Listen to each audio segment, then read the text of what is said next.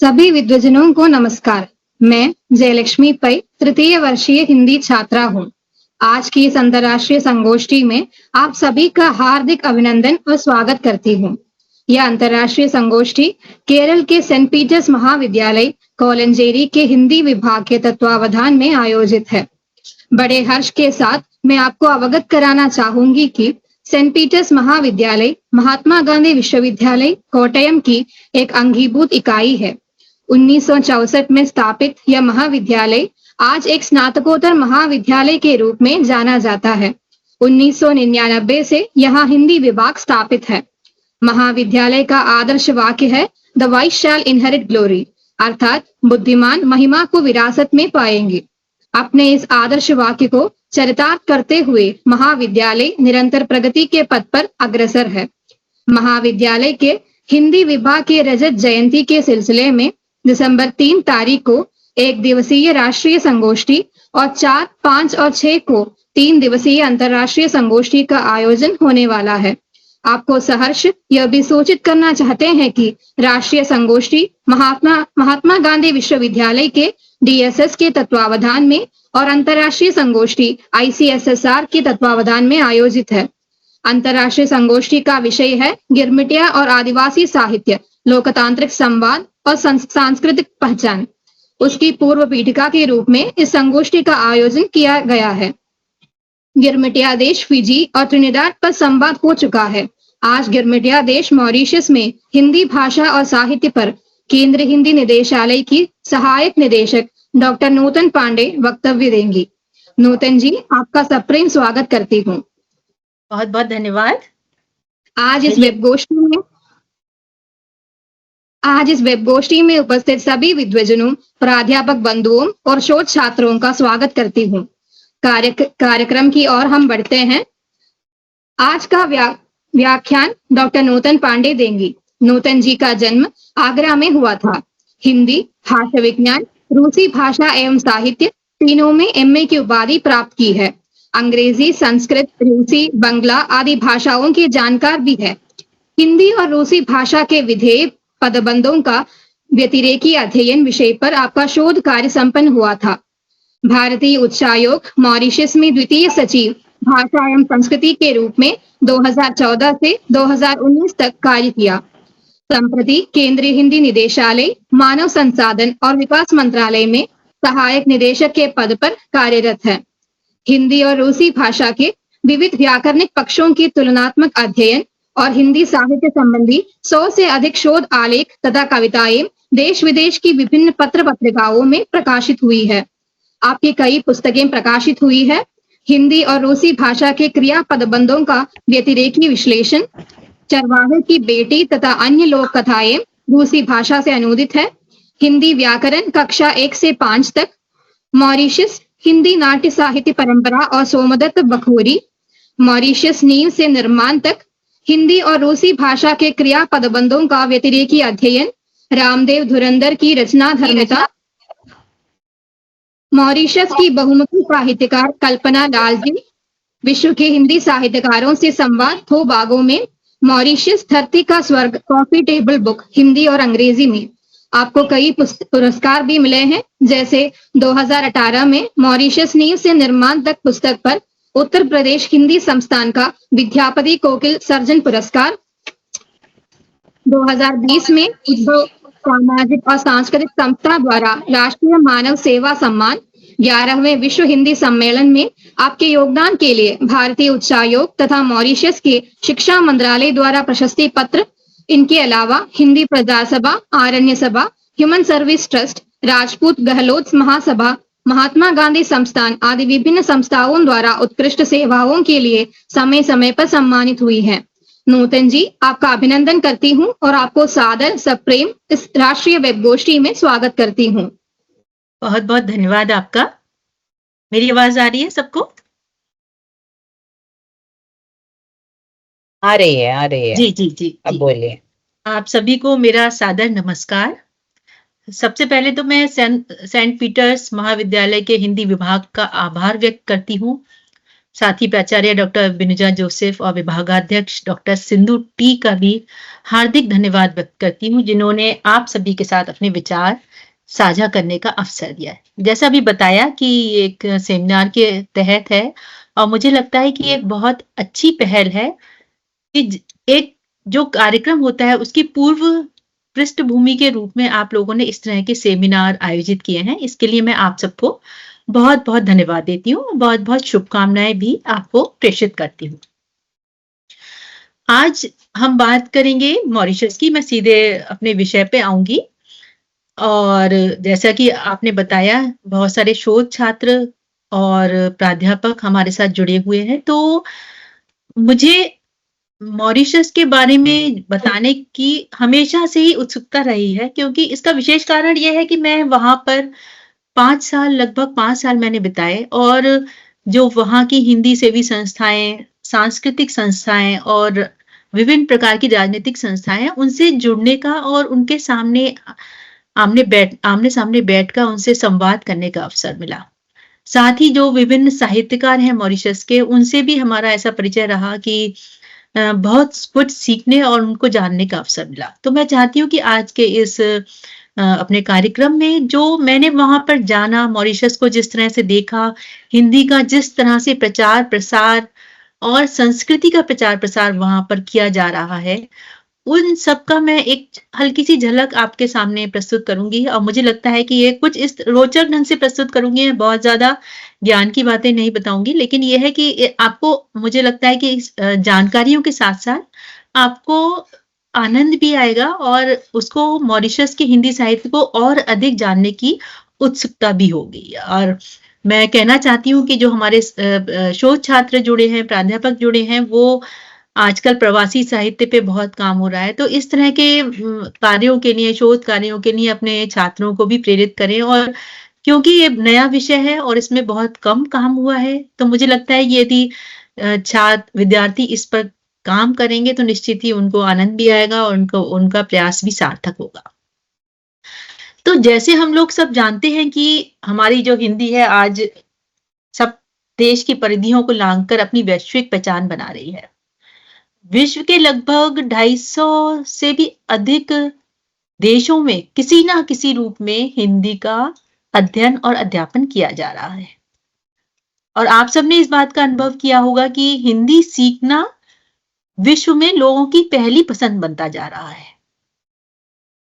और आप सर्वे भी देखते होंगे, आज प्रयोक्ताओं की संख्या की दृष्टि से भी हिंदी आज नंबर 1 भाषा की तरफ होने की तरफ अग्रसर है। तो ये हमारे लिए सबके लिए बहुत बड़ी खुशखबरी भी है और गर्व की बात भी है कि जो हमारी हिंदी है वो एक वैश्विक पहचान बना रही है। जब हम बात करते हैं कि भारत में जो डायस्पोरा, विश्व का जो डायस्पोरा है, डायस्पोरा मतलब जो भारत के बाहर भारतीय बसे हुए हैं। तो अभी जो लेटेस्ट सर्वे आया है उसके अनुसार भारतीय डायस्पोरा विश्व का सबसे बड़ा और प्रभावी डायस्पोरा है। प्रभावी डायस्पोरा मैं इसलिए कह रही हूँ क्योंकि जो विदेश की जो बड़ी-बड़ी संस्थाएं हैं, आईटी सेक्टर्स हैं, जो अन्य बिजनेस सेंटर्स हैं, उनमें उच्च पदों पर भारतीय अपनी प्रतिभा से बैठे हुए हैं और सभी पूरे विश्व को अपने कौशलों से, अपनी कौशल क्षमता से सबको लाभान्वित कर रहे हैं। उसका फायदा ये हो रहा है कि जहां विश्व अपनी नई पहचान बना रहा है, वहीं भारत भी एक वैश्विक पहचान के साथ में, एक आर्थिक शक्ति के साथ में और एक जो ज्ञान का भंडार है उसके साथ में पूरे विश्व के सामने आ रहा है। तो ये एक बहुत अच्छी सी बात है हम सबके लिए। जो आपका जो शोध का विषय है वो गिरमिटिया प्रवास के बारे में है। तो जब हम प्रवास की बात करते हैं तो आप इतिहास में जाएंगे। अभी तो आपके सामने दिख रहा है कि कौन ब्रिटेन में, लंदन में, अमेरिका में, ऑस्ट्रेलिया में, विभिन्न देशों में हमारे भारतीय जाके बसे हुए हैं। लेकिन यदि हम थोड़ा सा और इतिहास के पृष्ठों को में झांक कर देखेंगे तो लगता है कि प्रवास कोई नई बात नहीं है हमारे लिए। ये जो भारतीय प्रवासन की प्रक्रिया है अनेक कारणों से और अनेक परिस्थितियों से प्रभावित होती हुई विभिन्न ऐतिहासिक कालखंडों से गुजरती रही। आज का डायस्पोरा जहां हम बात करते हैं वो आप सब ने देखा होगा कि लोग अपनी इच्छा से जाते हैं। कुछ पढ़ने के लिए जाते हैं, कुछ काम करने के लिए जाते हैं, कुछ जैसे महिलाएँ हैं उनकी यदि उनके पति बाहर काम करते हैं तो वो उनके साथ जाती हैं। तो इस तरह से आधुनिक जो डायस्पोरा है उसका निर्माण कुछ इस तरह से हो रहा है। तो इसमें पूर्णतः इच्छा है व्यक्ति की और अपना व्यक्तिगत रुचियाँ हैं। लेकिन जब हम पुरा या प्राचीन डायस्पोरा जिसको मैं पुरा डायस्पोरा का नाम देती हूँ, तो लगभग ये 200 वर्ष पुराना है। इसमें अनुबंधों के तहत बहुत सारे देशों में हमारे भारतीय ले जाए गए थे।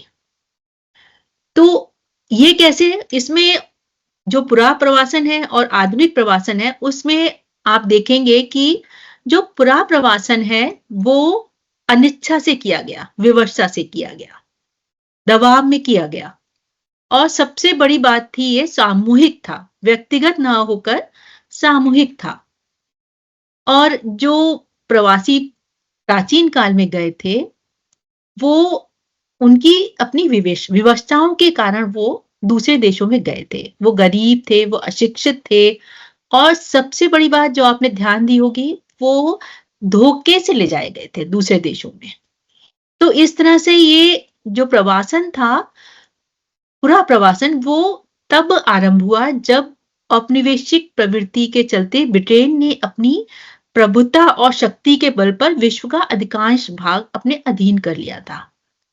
वो कहा जाता है कि ब्रिटेन के राज में एक समय ऐसा भी था जब कहते थे कि ब्रिटेन के राज्य में कभी सूर्य डूबता नहीं है।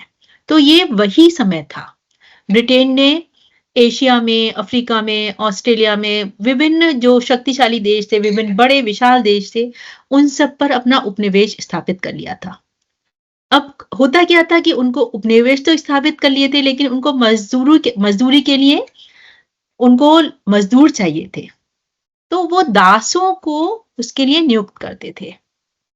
और दास जैसे स्वामी होता है, एक दास होता है। दास का पूरा नियंत्रण स्वामी के ऊपर होता है। तो स्वामी जैसा करना चाहते थे उन दासों से करवाते थे। लेकिन जैसे समय बढ़ता गया, कुछ उदारवादी प्रवृत्तियां विश्व में पनपी। तो 1820 के लगभग पूरे यूरोप की जब हम बात करते हैं तो कुछ ऐसे लोग आए जिन्होंने इस जो दास प्रथा थी उसके खिलाफ अपने आवाज उठाई। 1833 आते आते दास प्रथा का लगभग उन्मूलन हो गया, समाप्त हो गया, कानूनन उसको अवैध ठहरा दिया गया। अब स्थिति क्या हुई?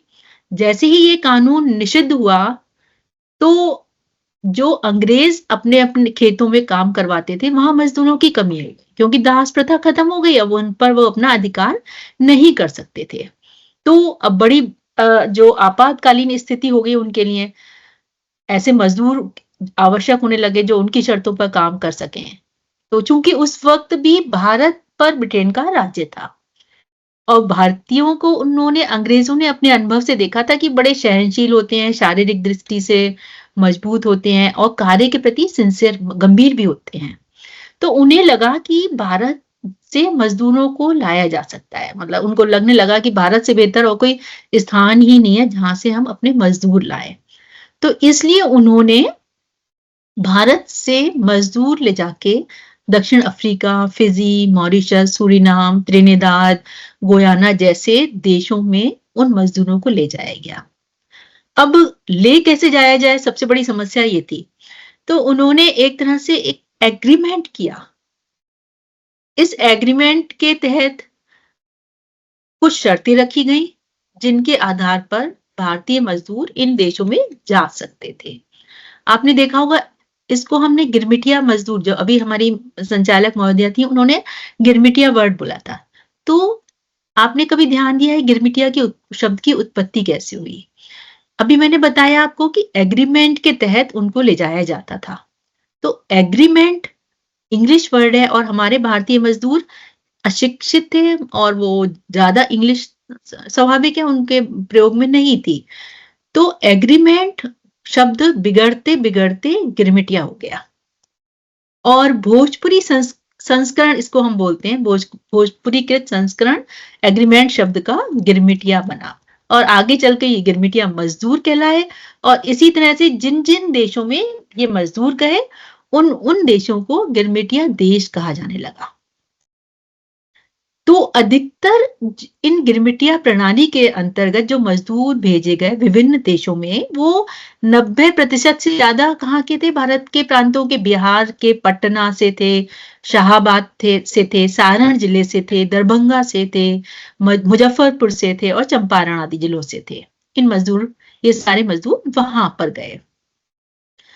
तो जब ये मजदूर शर्त बंदी के, इसमें देखिएगा इस पीपीटी में, यहाँ पे गिरमिटिया देशों में प्रवासन Mauritius, Fiji, Guyana, Suriname, Trinidad आदि देशों में हुआ है।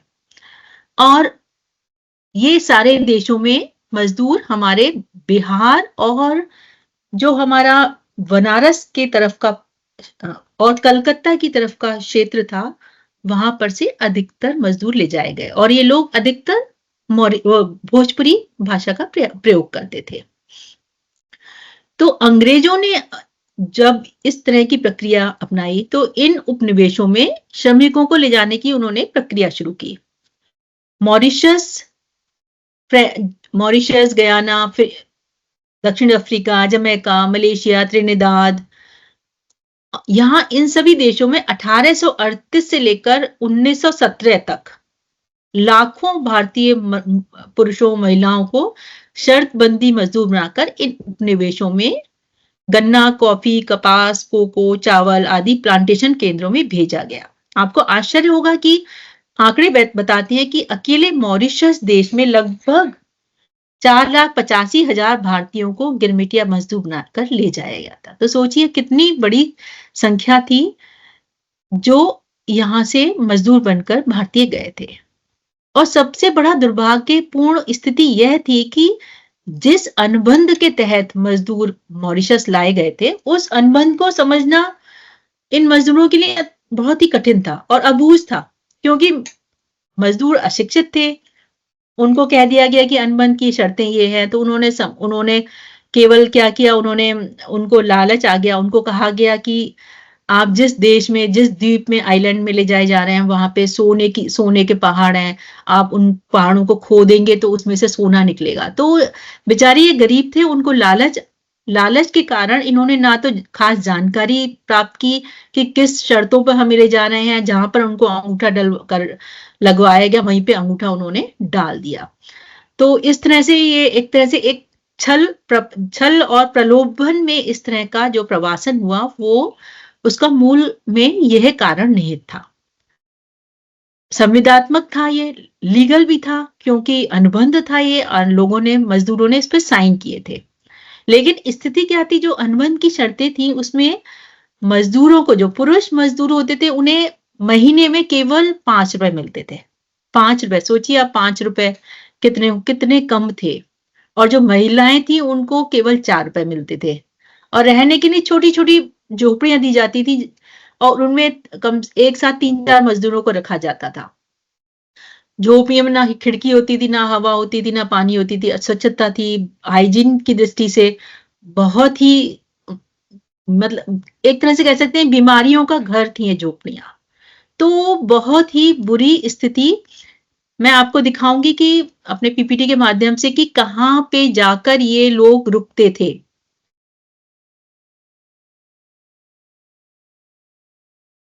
ये है हमारा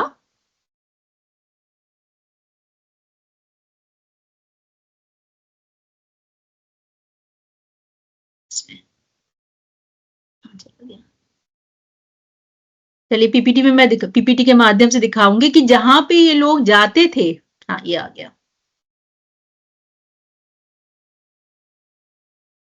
ये है हमारा, ये फर्स्ट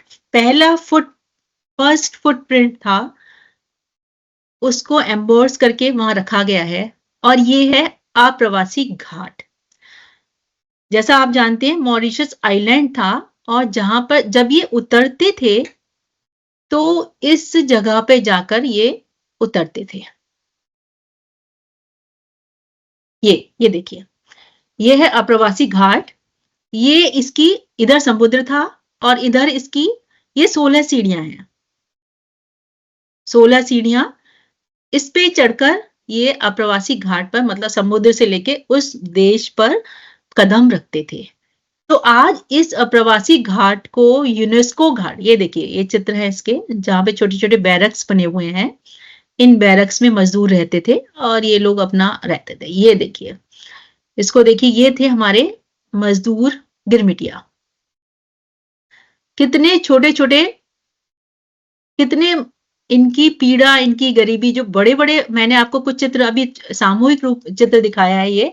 यदि आप अप्रवासी घाट में जाएँगे और वहाँ पर एक सेंटर बनाया गया अप्रवासी घाट, अप्रवासी केंद्र, वहाँ पर उस उसमें जो हमारे भारतीय जाते थे वो सारी सामग्री, जो जैसे उनका खाना-पीना, उनका कैसे रहते थे, वो किस तरह से रहते थे, कैसी झोपड़ियाँ थी, कौन से बर्तन थे, उनका एक म्यूज़ियम, एक संग्रहालय बनाया गया है, जो यूनेस्को हेरिटेज के अंतर्गत आता है। तो ये एक अप्रवासी घाट जिस पर भारतीय मज़दूरों ने पहला अपना कदम रखा था, मॉरिशस में। तो ये वास्तव में बहुत ही ज़्यादा कठिन था, यंत्रणापूर्ण था, और जिन देशों में ले जाया गया था इन मज़दूरों को, आप समझ सकते हैं कि उनकी मातृभूमि से बहुत-बहुत दूर थे। बहुत-बहुत दूर, बहुत दूर देखे जा सकते हैं। तो इनको, आप सोचिए, जब उनको ₹5 मज़दूरी मिलती थी तो ये वापस तो आना उनके लिए नामुमकिन था। वापस आ ही नहीं सकते थे ये, जबकि कहा गया था कि ये 5 साल के लिए वो है, एग्रीमेंट है, और यदि आप चाहें तो आप वापस भी आ सकते हैं। तो पूरी तरह से छलावा मैं इसलिए बोल रही हूँ कि आप कल्पना कीजिए, जो बिल्कुल गरीब मज़दूर थे, जिनको ₹5 महीने का मिलता था, तो वो कैसे इकट्ठा करेंगे वापस आने का? और उनको मातृभूमि से इतने दूर थे आने-जाने का, जैसे आजकल तो फ्लाइट्स चलती हैं, तब समुद्र के जहाज, पानी के जहाज चलते थे, जिसके माध्यम से इन मज़दूरों को उन्हें लिटरली उनमें भर दिया जाता था, और लगभग महीने से भी ऊपर, कई बार तो 3-3 महीने, हवा के रुख पे डिपेंड करता था कि जहाज कितने दिनों में पहुँचेगा। तो 3 महीने में भी भारत से जाना, कलकत्ता से पोर्ट से जाते थे, तो वहाँ पर पहुँचना कई बार नहीं पहुँच पाते थे वो। और होता क्या था कि जो आप सोचिए, सी का जो प्रॉब्लम होती थी, जो समुद्र की, समुद्री हवा की, समुद्री वातावरण की, और इस तरह से ठूँस दिए जाते थे जैसे भेड़-बकरी की तरह जा रहे हैं वो, भेड़-बकरी की तरह, जानवरों की तरह भर दिए जाते थे, तो बहुत तो लोग जाते-जाते ही मर जाते थे। वो पहुँच ही नहीं पाते थे मॉरिशस, और जो अमानवीय व्यवहार था, वो इसकी चरम सीमा ये थी कि जैसे ही कोई मरा तो उसको समुद्र में उसकी लाश को फेंक दिया जाता था। तो इतना, इस स्थिति में हमारे मजदूर भाई थे जो वो गए। अब हुआ क्या, ये इनके पास पैसे तो थे ही नहीं, लेकिन पैसे नहीं होने के बावजूद ये जो अपनी छोटी-छोटी गठरियाँ ले गए थे।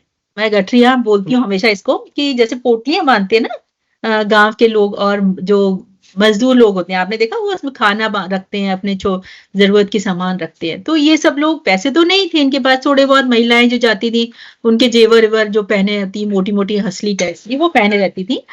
और उन गठरियों में उन्होंने क्या रखा था? आपको आश्चर्य होगा कि उस गठरी में कोई पैसा नहीं था, उसमें था उनके रामायण थी, उसके साथ में उनकी महाभारत के थी, हनुमान चालीसा थी, और जिस धर्म को जो मानते थे, उन धर्म की छोटी-छोटी पुस्तकें थी। तो ये सबसे बड़ी धरोहर उन मज़दूरों की थी, जिसको वो अपने साथ लेके आए थे। अब क्या हुआ, जब वो वहाँ पहुँचे, आपने समझा कि बिल्कुल बुरी स्थिति थी, ना खाने के लिए था, ना पीने के लिए था, ना कुछ और चीज़ों के लिए था। अब करना क्या था इनको, जो जितनी मज़दूरी मिल रही है, उसी में अपना काम चलाना है, बीमारी भी उसी में है, सब कुछ उसी बुरी स्थिति में रह रहे हैं वो। लेकिन जो अपने साथ वो जो संस्कार लाए थे, जिसको जब हम कभी बोलते हैं ना कि भाषा की बात तो हम ज़रूर करते हैं, लेकिन भाषा के पीछे उस देश की संस्कार, रीति-रिवाज, परंपराएँ सब साथ-साथ चलती हैं। और वही इन मॉरिशन जो गिरमिटिया मज़दूर थे, चाहे मॉरिशस के, चाहे त्रिनिदाद या फिजी के, सबके एक कंबाइंड बात है ये, सामूहिक बात है इनके साथ समान। इन्होंने क्या किया, उन हनुमान चालीसा, रामायण, महाभारत के माध्यम से अपनी जो अपनी सहनशीलता को, जो अपने आत्मबल को विस्तृत किया। और उसके माध्यम से वो अपने को, अपनी अस्मिता को, अपने संस्कारों को, अपनी संस्कृति को, अपनी भाषा को बचा पाए। इन्होंने सबसे पहले जाकर क्या किया, जो 3 जो महत्वपूर्ण बातें हैं, वो सबसे एक बड़ी बात ये है कि जो संघर्ष थे, उन पे इन्होंने विजय पाई। आपको आश्चर्य होगा कि जो मजदूर भारतीय, जो प्रवासी मजदूर, जो गिरमिटिया मजदूर भारत से मॉरिशस गए थे, उन्होंने अपने अपने ताकत, अपनी मेहनत के बल पर मॉरिशस को एक विश्व में एक बड़ी पहचान दिलाई और जहां पर कोई आता नहीं था उसको हर दृष्टि से समृद्ध किया। और आज जो हम कहते हैं कि मॉरिशस आर्थिक दृष्टि से समृद्ध है, तो उसमें हमारे गिरमिटिया मजदूरों का ही सबसे बड़ा योगदान है। दूसरा काम किया उन्होंने, जो परिस्थितियां जो ऐसी थी उनके लिए, वो जो विपरीत परिस्थितियां थी, उसमें स्वयं खुद को एडेप्ट किया, खुद का अनुकूलन किया। और तीसरा जो महत्वपूर्ण कार्य था उनका, वो था कि उन्होंने अपनी सभ्यता, अपनी संस्कृति और अपनी जो हमारी रीति रिवाज हैं, उन सब का संरक्षण किया। तो ये सबसे महत्वपूर्ण बात है और आपको बहुत अच्छा लगेगा ये बात सुनकर कि जब से मॉरिशस स्वतंत्र हुआ, तब से लेकर आज तक वहां पर भारतवंशी, जो जिनको हम कहते हैं भारतवंशी लोग हैं, वही उच्च पदों पे, राजनीति की पूरी डोर उनके हाथ में है। पूरा का पूरा जो एक राजनीतिक परिदृश्य है, चाहे आप राष्ट्रपति ले लीजिए, चाहे वहां के प्रधानमंत्री ले लीजिए, चाहे संसद के उच्च पदों पे जो मंत्री हैं, वो सभी भारत के हैं। अब मैं थोड़ा सा बात करूंगी, ये मैंने पृष्ठभूमि ली मॉरिशस की। अब मैं आपको बताना चाहूंगी कि मॉरिशस का जो वर्तमान परिदृश्य है वो क्या है, मॉरिशस किस तरह का है। जब हम बात करेंगे मॉरिशस की, तो छोटा सा देश है, छोटा सा द्वीप कह सकते हैं इसको हम। हिंद महासागर के इसमें हिंद महासागर के इसमें तट पर है ये। और इसमें लगभग जो आज की जो गणना है उसके आधार पर 13 लाख के करीब लोग हैं। और इसमें सबसे ज्यादा लोग हैं हमारे जो हिंदू, लगभग इनकी आबादी है, ये देखिए मॉरिशस का वर्तमान परिदृश्य, जो मॉरिशस डेमोग्राफी है, कुल 12,61,000 की आबादी है, जिसमें भारतीय मूल के लोग हैं 68%, क्रियोल है उसमें 27%, चीनी मॉरिशंस हैं 3%, और अन्य फ्रैंको मॉरिशंस हैं वो लगभग 2% के करीब है। तो देख रहे हैं कि एक जो मॉरिशस का एक जो विशाल समाज है वो भारतीय लोग का है। अब भारतीयों में कौन कौन है, हमारे मॉरिशस, इसमें तमिल भी है, तेलुगु भी हैं, गुजराती भी हैं, मलयाली भी है, मराठी भी हैं, मुस्लिम भी हैं।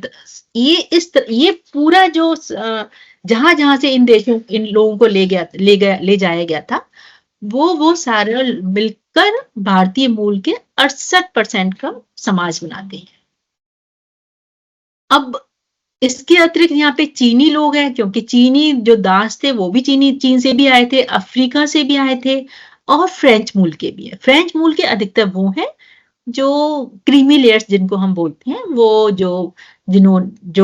जिनका उच्च पदों पर, जिनका संस्कृति के विकास में काफी योगदान रहा है, जिन्होंने मॉरिशस के देश में अपना बहुत महत्वपूर्ण योगदान दिया है। तो इस तरह से जो मॉरिशस की जो एक का समाज बनता है, उसमें आप देख सकते हैं भाषाएं बहुत सारी हैं, संस्कृतियां बहुत सारी हैं, और बहुत सारी जातियां हैं। और सबसे खूबसूरत बात यह है यहाँ पर कि जो धार्मिक, सामाजिक और जातिगत विभिन्नताएं हैं, बहुत सारी विभिन्नता देख सकते हैं आप, लेकिन सब लोग एक साथ मिलजुल कर रहते हैं और सभी सद्भाव से रहते हैं, सभी एक दूसरे के त्योहारों को मनाते हैं। सभी जातियों के जो विशिष्ट दिन हैं, उन दिनों पर सामूहिक अवकाश होता है और सब लोग मिलजुल कर इन त्योहारों को मनाते हैं। जैसे मैंने बताया आपको कि सारे भारतवंशी राष्ट्रपति, प्रधानमंत्री, स्पीकर महत्वपूर्ण पदों पे हमारे हैं। 1968 में जब मॉरिशस को आजादी मिली थी, तब से लेकर हमारे भारतीय इन देशों में पहुंचे हुए हैं और अपने देशों का अपना कह सकते हैं उसको कि अपने जो समाज के सरकार की सत्ता की बागडोर है वो उनके हाथ में है। अभी मैंने आप्रवासी घाट का जिक्र किया, उसके संबंध में मैं एक बात छोटी सी बोलना चाहूंगी कि आप्रवासी घाट को मैंने बताया भी कि यूनेस्को हेरिटेज में है, तो 2 नवंबर को हर साल वहां पर अप्रवासी दिवस मनाया जाता है, क्योंकि जो सबसे पहला जहाज भारत का गया था वो 2 नवंबर को ही वहां पर पहुंचा था। तो हर साल 2 नवंबर को एक बहुत विशाल समारोह किया जाता है, और उस समारोह की खास बात यह है कि जो विशिष्ट अतिथि होता है वो भारत से होता है। मेरे समय में आदरणीय योगी जी, नीतीश जी, राष्ट्रपति कोविंद जी और प्रतिभा पाटिल जी, उनसे पूर्व तो सारे जो बड़े राष्ट्रपति, प्रधानमंत्री भी आए हैं वहां पर मॉरिशस के, जो नरेंद्र मोदी जी थी 2015 में।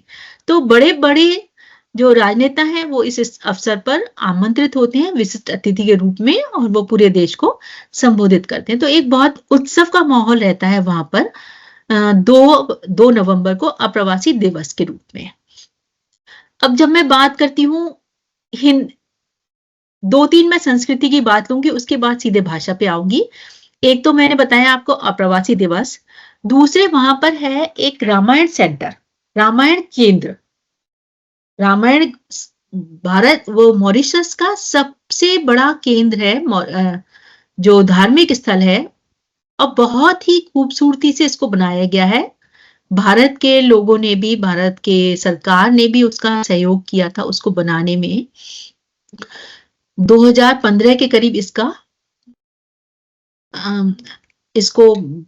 पूर्ण हुआ था, और इसकी स्थापना दिवस उस रामायण सेंटर का। और सबसे बड़ी खास बात रामायण सेंटर की मैं आपको बताना चाहूंगी, जो मेरा बताने का उद्देश्य भी है, कि वहां पर रामायण एक्ट के तहत इस सेंटर को, रामायण केंद्र को बनाया गया है। और जो एक्ट बना था वहां की संसद ने, जिसमें हिंदू भी थे, मुस्लिम भी थे, ईसाई भी थे, फ्रेंच भी थे, चीनी भी थे, उन सब ने यूनानिमसली, बिना किसी विरोध के, मतलब सब, जैसे जितनी भी उनके संसद सदस्य थे, सबका पूर्ण बहुमत से रामायण एक्ट पास किया गया था, रामायण अधिनियम जिसको हम बोलते हैं, और उस अधिनियम के तहत रामायण केंद्र का निर्माण हुआ था। एक झलक दिखा रही मैं आपको, ये रामायण केंद्र बहुत विशाल, बहुत भव्य है, और यहाँ पर भगवान राम के साथ जो जितनी भी भाषाओं में रामायण लिखी गई है, रामचरितमानस लिखी गई है, उन सब रामायण को यहाँ पर देखा जा सकता है। रामायण जो भगवान राम की शिक्षाएं हैं, जो जीवन मूल्य हैं, उनका प्रचार प्रसार किया जाता है, और उनके माध्यम से रामायण अधिवेशन, रामायण सेंटर, ये सब वहां पर रामायण की कक्षाएं आयोजित की जाती है। तो एक बहुत अच्छा ये रामायण सेंटर, आप जब भी आप सबको जाने का मौका मिले तो इस जगह जरूर जाइएगा। और रामायण केंद्र के साथ साथ वहां पर एक गंगा घाट भी है, जिसका निर्माण की भी अपने में अपनी बहुत ही खूबसूरत कथा है। कहा जाता है कि किसी साधु सन्यासी ने वहां पर देखा था सपने में कि एक जगह गंगा जी है। जैसे मैंने आपको बताया, आप इसको इस तरह से जोड़ के देखिएगा कि जो भोजपुरी भाई हमारे गए थे वहां पर, जो बनारस से चाहे बिहार से, वहां पर गंगा मैया का बहुत महत्व है, तो ये अपने साथ गंगा जल भी लेके गए थे। और आप हिंदू संस्कृति में देखेंगे, हर अच्छे शुभ कार्यों में यहाँ, और साथ साथ जैसे मृत्यु होती है उस कार्य में भी गंगा जल का विशेष महत्व होता है। तो संस्कृति से जुड़ी हुई है हमारी गंगा माँ। सारे जो भोजपुरी भाई थे वो गंगा जल को लेके गए थे। तो कई बार ऐसा होता है ना, जो हमारे मन में होता है, बहुतों का सपना होता है कि मुझे गंगा जी में विसर्जित, मुझे मेरी अस्थियां प्रवाहित की जाए। तो उन सबके मन में कहीं ना कहीं ये रहता था कि गंगा जी से हम दूर आ गए हैं, तो ये उनके लिए कष्टकारक था। तो कहीं ना कहीं अवचेतन में उनके गंगा माई विराजमान थी। तो एक बहुत बड़े साधु थे वो वहां पर, जो हिंदू थे और यहाँ से गए थे। उन्होंने एक दिन सपने में, उनको सपने दिखाई दिया कि गंगा जी कह रही है कि मैं यहाँ पर हूं। तो उन्होंने अपने कुछ और साधुओं को इकट्ठा किया, वहां पे उन्होंने खोजा, जिस जगह पे देखा वहीं पर एक छोटा सा तालाब था।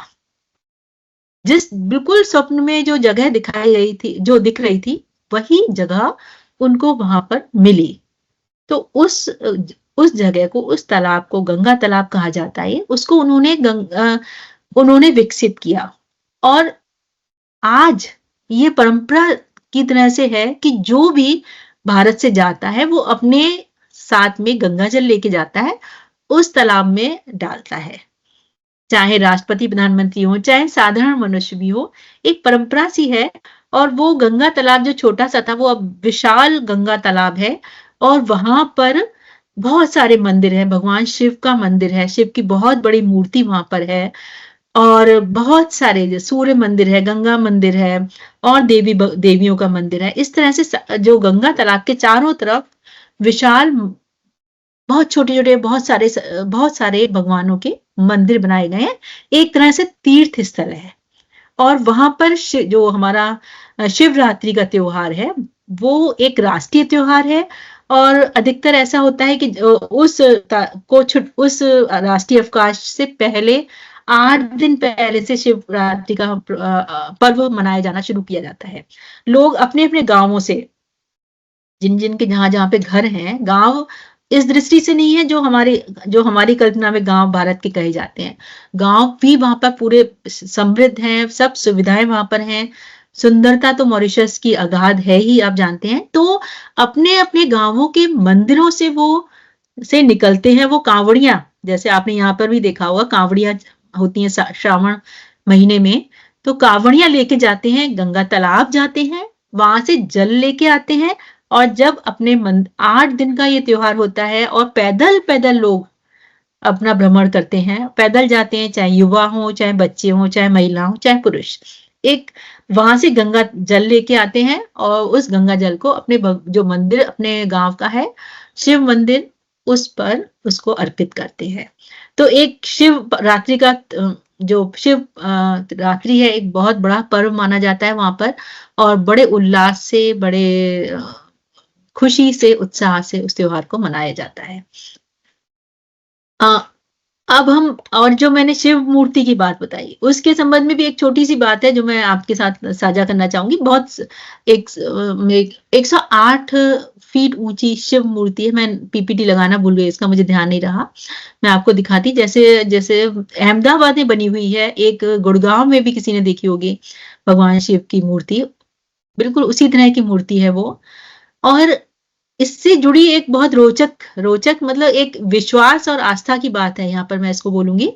जो भगवान शिव की मूर्ति लगाई गई है 2008 में शायद लगाई गई है, उससे पहले वहां पर बहुत तूफान आते थे, बहुत जैसे साइक्लोनिक एरिया है वो। तो कई बार तो ऐसा हुआ कि पूरा मॉरिशस की जो घर तक तूफान में ग्रसित हो गए। बहुत नुकसान भी होता था, खेती को भी, लोगों की जनधन की हानि होती थी। लेकिन जो हमारे मॉरिशन भाई बंधु थे, उन्होंने जिस दिन से शिव मूर्ति की स्थापना की है, तो उन लोगों का ये विश्वास है कि ये मूर्ति भगवान शिव की उनकी रक्षा करती है। और वास्तव में ये आश्चर्यजनक है कि उस दिन के बाद से टचवुड, उस दिन के बाद से कभी भी मॉरिशस में ऐसा तूफान, ऐसा साइक्लोन नहीं आया कि जिससे बहुत ज्यादा नुकसान हो। और आते आते भी गुजर जाता है। ये मेरे सामने का अनुभव है। मेरे सामने भी कई बार ऐसा हुआ कि पूरे 3 दिन से आ रहा है साइक्लोन, इतनी तीव्र गति से आ रहा है और सब सोच रहे हैं कि अगले दिन पता नहीं क्या होगा सुबह, लेकिन आते आते भगवान की कृपा ही होगी कि वो आते आते सुबह सब शांत हो जाता है, वो दूसरे दिशा की तरफ मुड़ जाता है वो तूफान। तो ये एक विश्वास, एक आस्था जो धर्म और संस्कृति के प्रति है, वो मॉरिशस में मैंने देखी और मुझे बहुत ही अच्छा लगा। जो हम ये लोग जो अपनी संस्कृति से और अपने आध्यात्म से जुड़े हुए हैं अभी तक, और जुड़े हुए हैं, अपने बच्चों को भी प्रेरित कर रहे हैं उन संस्कृति से जुड़े रहने के लिए। तो वास्तव में जो हमारी जो भारत का, विश्व भर में भारत की संस्कृति का प्रचार प्रसार हो रहा है, तो इन गिरिमिटिया भाइयों का भी बहुत बड़ा उसमें हाथ है। अब मैं बात करूंगी मॉरिशस में हिंदी भाषा और साहित्य की, क्योंकि बहुत ज्यादा समय नहीं है, 1 घंटे का ही समय है हमारे पास, तो उसी में मैं अपना समाप्त करना चाहूंगी। अब हम जो बात करेंगे, इसमें आपने देखा होगा कि हिंदी की विकास यात्रा, मैंने इस तरह से आपको थोड़ा सा संक्षेप में बताऊंगी। 19 मैंने इसको तीन तीन भागों में बांटा है मॉरिशस के हिंदी भाषा को और साहित्य का जो विकास है। सबसे पहले हम भाषा की बात करते हैं, भाषा के साथ साथ साहित्य की बात अपने आप आ जाएगी। तो जब ये लोग गए मॉरिशस के भारतीय मजदूर मॉरिशस पहुंचे, तो उस समय संस्कृति का, भाषा का संरक्षण करने के लिए उन्हें बहुत संघर्ष का सामना करना। एक तो ये लोग 14-15 घंटे कड़ा परिश्रम, पूरे दिन भर कड़ा परिश्रम करते थे। काम से लौटकर अपनी झोपड़ियों में आते थे। तो शाम को क्या करते थे, कैसे अपने बहुत दुखी भी, मतलब यातनाएँ जब सह के व्यक्ति आएगा तो उसको ऐसा कोई आस-पास का चाहिए जिससे वो अपने दुःख दर्द को शेयर कर सके, साझा कर सके। तो ये क्या करते थे कि शाम को पेड़ लगे बने होते थे, उनके नीचे चटाई बिछा लेते थे, मिट्टी के दिए जलाते थे और अपने दुःख दर्दों की, पूरे दिन की अपनी राम गाथा सुनाते थे। तो ये राम गाथा सुनाते थे, अपने रामायणों की चौपाइयाँ पढ़ते थे, हनुमान चालीसा पढ़ते थे और उनसे इनको एक तरह से कहते हैं ना, वो शक्ति मिलती थी अपने संघर्ष करने के लिए। बहुत सारे मजदूर थे जिनको रामायण की चौपाइयाँ मुँह जबानी आती, वो गा-गा कर अपने बच्चों को सुनाते थे, जिससे वो भी, उनमें भी उस तरह के संस्कार आए। तो ये बैठक, ये इसको हम बैठका बोलते हैं। बैठका इसलिए कि ये जैसे हमारे यहाँ भी होते हैं ना कि बाहर बाहर जाके बैठक लग रही है, लोगों की चौपालों में बैठ रहे हैं। तो इनको बैठकाएँ कहा जाता था और ये जो बैठकाएँ थी मॉरिशस में, एक एक ये टर्मिनोलॉजी बोला जा सकता है, इसको टर्म है बैठकाएँ, जो जहाँ पर शाम की होती थी, सांध्यकालीन शिक्षा केंद्र इनको माना जाता था। इन बैठकाओं में क्या होता था, हिंदी का जो बच्चे, जो जैसे कुछ लोग पढ़े लिखे भी होते थे, वो अपने बच्चों को हिंदी का ज्ञान देते थे, संस्कृतियों का ज्ञान देते थे और आपस में एक दूसरे से इस तरह से भाषाओं का अंतरण करते थे आपस में। जैसे मैंने आपको बताया कि फ्रेंच भी थे, अंग्रेजी भी थे, चीनी भी थे, क्रियोली भी थे। तो समस्या क्या थी वहां पर, जो गिरमिटिया मजदूर, जो जिसको कुली समाजी बोलते हैं हम, तो बहुत सारे अन्य भाषाभाषी समाज भी थे, तो उनसे संबंध कैसे स्थापित हो, समस्या ये थी। दूसरी समस्या क्या थी, जो तमिल, तेलुगु, गुजराती, मराठी, उर्दू जो भारत से गए थे, उनको भी एक दूसरे की भाषाएं नहीं आती थी। तो ये एक बहुत बड़ी समस्या इन लोगों के सामने थी। अब क्या था कि जब अधिकतर लोग भोजपुरी थे, तो भोजपुरी को एक तरह से संपर्क भाषा का रूप मिला वहां पर, क्योंकि जो प्रतिशत जिसका बोलने वालों की संख्या ज्यादा है, तो स्वाभाविक है कि दूसरे लोगों को भी उसी तरह से उसी भाषा में संपर्क करना पड़ता है, जो सबसे बड़ी आवश्यकता थी, क्योंकि संपर्क भाषा नहीं थी उस वक्त कौन सी।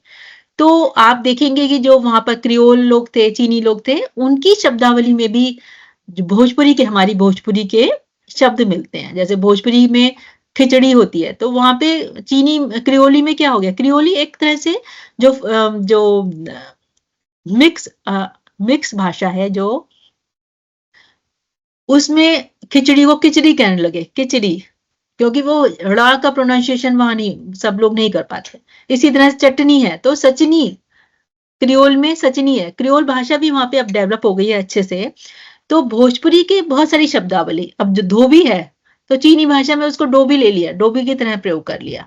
तो इस तरह से भाषाओं के आदान प्रदान की प्रक्रिया हुई और जहां भोजपुरी के शब्द गए, वहीं पे भोजपुरी ने भी बहुत सारी भाषाओं के शब्दों को अपने अंदर लिया अपना। तो जो आजकल जो हम यहाँ से जो भोजपुरी गई थी, एक खास बात मैं बताना चाहूंगी, जो यहाँ से भोजपुरी गई थी भारत से, और जो अब मॉरिशन भोजपुरी बनी है, वो पूर्णतया भिन्न है।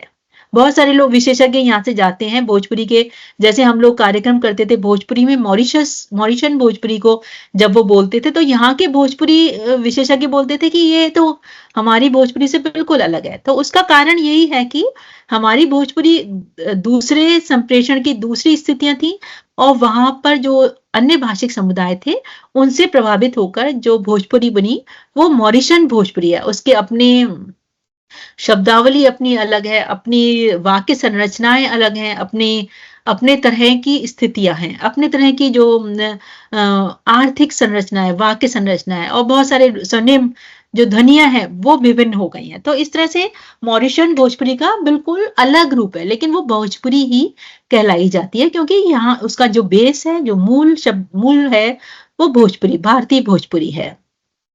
तो जैसे हम कहते हैं ना कलकतिया हिंदी, मुंबईया हिंदी, तो इसी तरह से एक तरह की जो मॉरिशन भोजपुरी का विकास वहां मॉरिशस में हुआ है।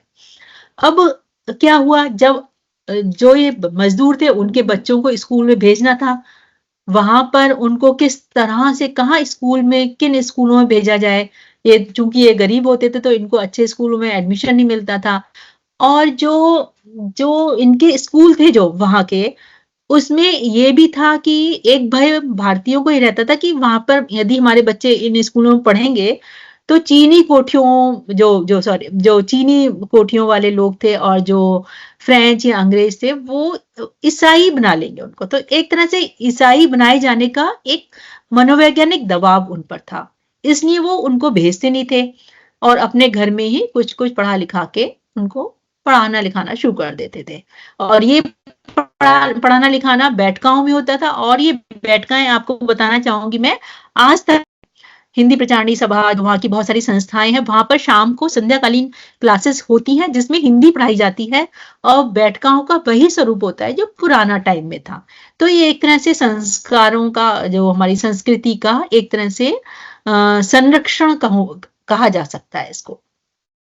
तो भोजपुरी में इनको पहले पढ़ाया जाता था, भोजपुरी में बैठकाओं का प्रावधान था।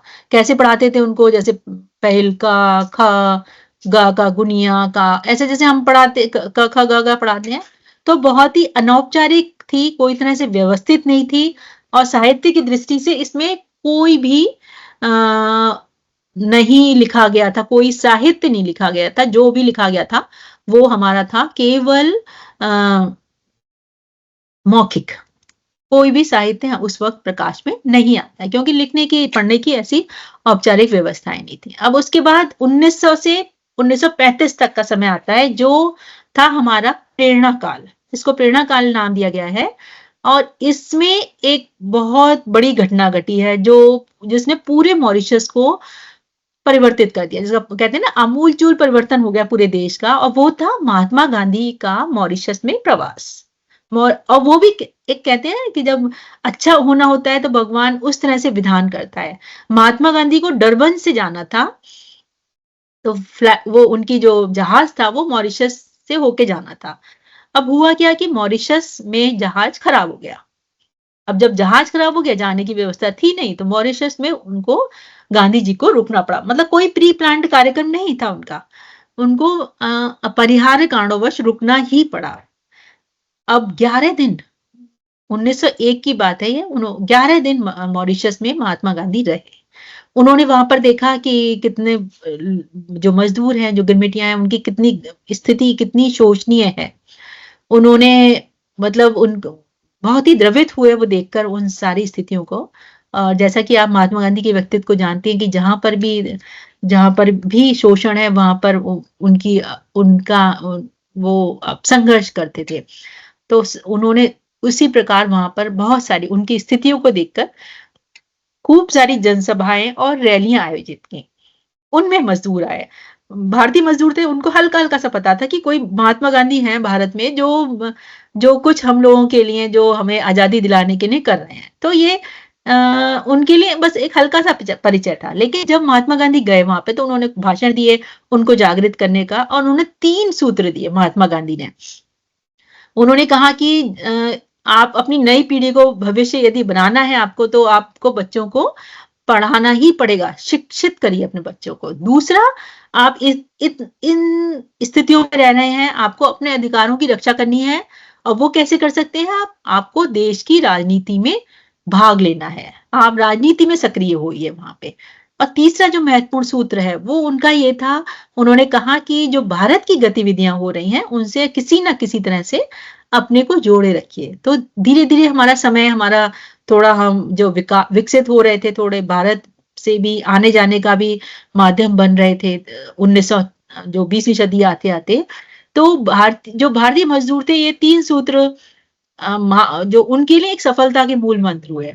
उन्होंने उन्होंने देखा कि जो गुजराती भाषी हैं महात्मा गांधी, फिर भी वो उन्होंने हिंदी में बोल रहे हैं, वो भोजपुरी में नहीं बोल रहे हैं। तो उन्होंने कहा कि भैया ये हमारे जो जो एक उनको भोजपुरी भाषा को मुटिया भाषा कहा जाता था, उनका अपमानित किया जाता था, तो उनको जो हीनता थी वो दूर होने लगी धीरे धीरे। उन्होंने कहा गांधी जी भी तो हिंदी में बोल रहे हैं, उन्होंने कौन सा विदेशी भाषा में बोला है।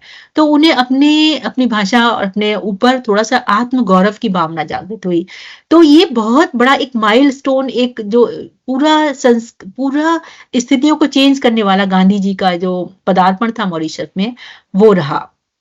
और जब उन्होंने गांधी जी देख के गए कि इतनी गंदी स्थिति है वहां पर, तो उन्होंने 1907 में आए थे गांधी जी। 1901 में 1907 में उन्होंने मणिलाल डॉक्टर, गुजराती थे ये, पर बहुत बड़े वकील थे, डॉक्टर मणिलाल डॉक्टर नाम था उनका, उनको मॉरिशस भेजा। पेशे से वकील थे और जो मणिलाल जी थे उन्होंने जो मजदूरों की स्थिति को सुधारने के लिए बहुत कार्य किए। उन्होंने अखबारों में लिखा, उन्होंने मजदूरों के केस लड़े, मजदूरों के लिए मुकदमे लड़े, मजदूरों के अधिकारों की रक्षा के लिए उन्होंने बहुत कार्य किए, खड़े हुए वो मजदूरों के लिए अंग्रेजों के विरुद्ध। तो एक तरह से जो मणिलाल डॉक्टर का भी बहुत बड़ा योगदान है मॉरिशस के लोगों की स्थिति को सुधारने के लिए, अपने को पहचानने के लिए, अपनी अस्मिता, अपनी संस्कृति और जो अपनी आत्मगौरव को जागृत करने में मणिलाल डॉक्टर का भी बहुत बड़ा योगदान है। और एक बहुत बड़ा काम मणिलाल डॉक्टर ने किया। उन्होंने क्या किया, उन्होंने हिंदुस्तानी पत्रिका निकाली 1909 में। साथ में आए थे, उन्होंने 1909 में हिंदुस्तानी पत्रिका का प्रकाशन आरंभ किया। 3 भाषाओं में थी ये, गुजराती में, हिंदी में और अंग्रेजी में। इसके माध्यम से इन्होंने जो पत्रिका प्रकाशित हुई उनसे विचारों को अभिव्यक्त करने का एक माध्यम हम भारतीयों को, जो गिरमिटिया लोग थे, उनको वहां पर दिया। तो ये बहुत बड़ी घटना थी मॉरिशस के इतिहास में। एक तो महात्मा गांधी का आगमन, दूसरा हमारा हिंदुस्तानी पत्रिका, क्योंकि पता ही नहीं था कि पत्रिकाएं निकालना, ये सबसे पहली पत्रिका मॉरिशस की हिंदुस्तानी पत्रिका, जो 3 भाषाओं में निकलती थी। और एक और इस काल में बहुत बड़ा महत्वपूर्ण घटना हुई, और वो था आर्य समाज की स्थापना। किसी के माध्यम से वहां पर सत्यार्थ प्रकाश का जो ग्रंथ है वो वहां पर आया।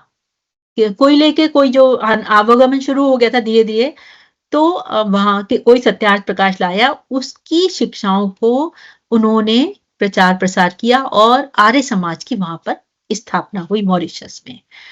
मॉरिशस में आर्य समाज की स्थापना का क्या फायदा हुआ, सब जो महत्वपूर्ण घटना वो ये रही कि वहां पर आर्य समाज के आने से जो भोजपुरी बोली जाती थी उसका स्थान खड़ी बोली ने ले लिया। और जो कैथी लिपि जो लिखना धीरे धीरे शुरू किया था उन्होंने, जो भोजपुरी की कैथी लिपि है, उसका स्थान देवनागरी लिपि ने ले लिया। अभी तक मैंने आपसे बताया कि औपचारिक शिक्षा नहीं थी वहां पे, अनौपचारिक होती थी, और वो भी भोजपुरी के माध्यम से जो थोड़े बहुत जानते थे वो लोग अपने बच्चों को सिखाते थे। लेकिन आर्य समाज ने बहुत सारे स्कूलों की स्थापना की। 1910 में आर्य समाज की स्थापना हुई। उन्होंने जो स्कूल थे वहां पर औपचारिक शिक्षा आरंभ की, और जो एक परंपरागत विधि थी, जैसे हम स्वर व्यंजन के माध्यम से पढ़ते हैं, हिंदी में मात्राएं पढ़ाई जाती हैं, 12 खड़ी पढ़ाई जाती हैं, व्याकरण के नियम पढ़ाए जाते हैं, उन सब के माध्यम से हिंदी का ज्ञान वहां पर आर्य समाज के माध्यम से दिया जाने लगा। और ये जो आर्य समाज था उसने, आज मैं आपको बताना चाहूंगी, लगभग 200 से भी अधिक आर्य समाज की वहां पर सायंकालीन पाठशालाएं हैं आज की तिथि में, आज के समय में। तो इतने सारे स्कूलों पाठशालाओं के माध्यम से वहां पर हिंदी पढ़ाई जा रही है। एक डीएवी कॉलेज है बहुत बड़ा, जिसमें पीजी की पढ़ाई होती है, जिसमें भारतीय संस्कृति की पढ़ाई होती है। और हिंदी भाषा के साथ साथ आर्य समाज ने मॉरिशस समाज को भी जागृत किया। उन्होंने क्या किया, उन्होंने स्त्री शिक्षा की बात की। उन्होंने जो आर्य समाज के यहाँ से, जो भारत से जो लोग जाते थे आर्य समाज के प्रतिनिधि, बहुत सारे समाज सुधारकों का आगमन हुआ इस काल में मॉरिशस में। तो उन्होंने स्त्री शिक्षा पे बल दिया, अंधविश्वासों से मुक्ति दिलाने की बात की, और सबसे बड़ी बात, भारत के प्रति प्रेम और चेतना जागृत की। स्वामी स्वतंत्रानंद आए वहां पे, पंडित राम अवध शर्मा जी आए, भारद्वाज दंपति, बहुत सारे लोग हैं, पंडित आत्माराम विश्वनाथ आए, काशीनाथ किश्तो आए। इन सब ने, बहुत सारे विद्वानों का भारत में आगमन हुआ जिन्होंने अपना समय दिया समाज को शिक्षित करने में और समाज की सोच को आधुनिक करने में। तो मॉरिशस में जहां गांधी जी का योगदान आ रहा था, वहीं साथ साथ हमारे आर्य समाज का भी बहुत बड़ा योगदान था। मॉरिशस में आर्य समाज ने बहुत सारी पत्रिकाएं निकाली, उनकी अभी जो पत्रिकाएं आज तक चल रही है, आर्य पत्रिका, आर्यवीर है, जागृति है, आर्योदय है, बहुत सारी हिंदी पत्रिकाएं संपादित होती, उनमें लोग थोड़ा थोड़ा धीरे धीरे लिखने लगे थे कविताएं, कहानियां। इस वक्त, इस समय छोटी छोटी कहानियां, छोटे छोटे नाटक खेले जाते थे। तो पहले नाटक जो होते थे वो भारतीय संस्कृति, जैसे एकलव्य का खेलने लगे, ये दशरथ का, भगवान राम का, श्रवण का, इनके नाटक खेले जाते थे जो पौराणिक होते थे। लेकिन फिर धीरे धीरे लोगों में रचनात्मक विकास हुआ और उन्होंने छोटे छोटे नाटक अपने आप से लिखे। उन छोटे छोटे नाटकों का मंचन प्रारंभ हुआ, तो धीरे धीरे साहित्य में कविताएं लिखने लगे, देश प्रेम की, भारत से जुड़ने की, ऐसे बहुत सारी कविता, कहानियां इस टाइम पर लिखना शुरू हुआ। इसके साथ साथ एक और महत्वपूर्ण घटना, तिलक विद्यालय की स्थापना हुई 1926 में। 1926 में तिलक महाविद्यालय, और उसका जो ध्येय वाक्य बहुत सुंदर है, मुझे बहुत बार वहां पर जाने का अवसर मिला। उसका नाम आज हिंदी प्रचारिणी सभा है। मॉरिशस में हिंदी को विस्तृत करने में, हिंदी को प्रचारित करने में हिंदी प्रचारिणी और आर्य सभा 2 का बहुत बड़ा योगदान है। उनका ध्येय वाक्य क्या था? भाषा गई तो संस्कृति गई। मतलब मूल में हमारे है भाषा, हमको अपनी भाषा के माध्यम से अपनी संस्कृति को बचाए रखना है।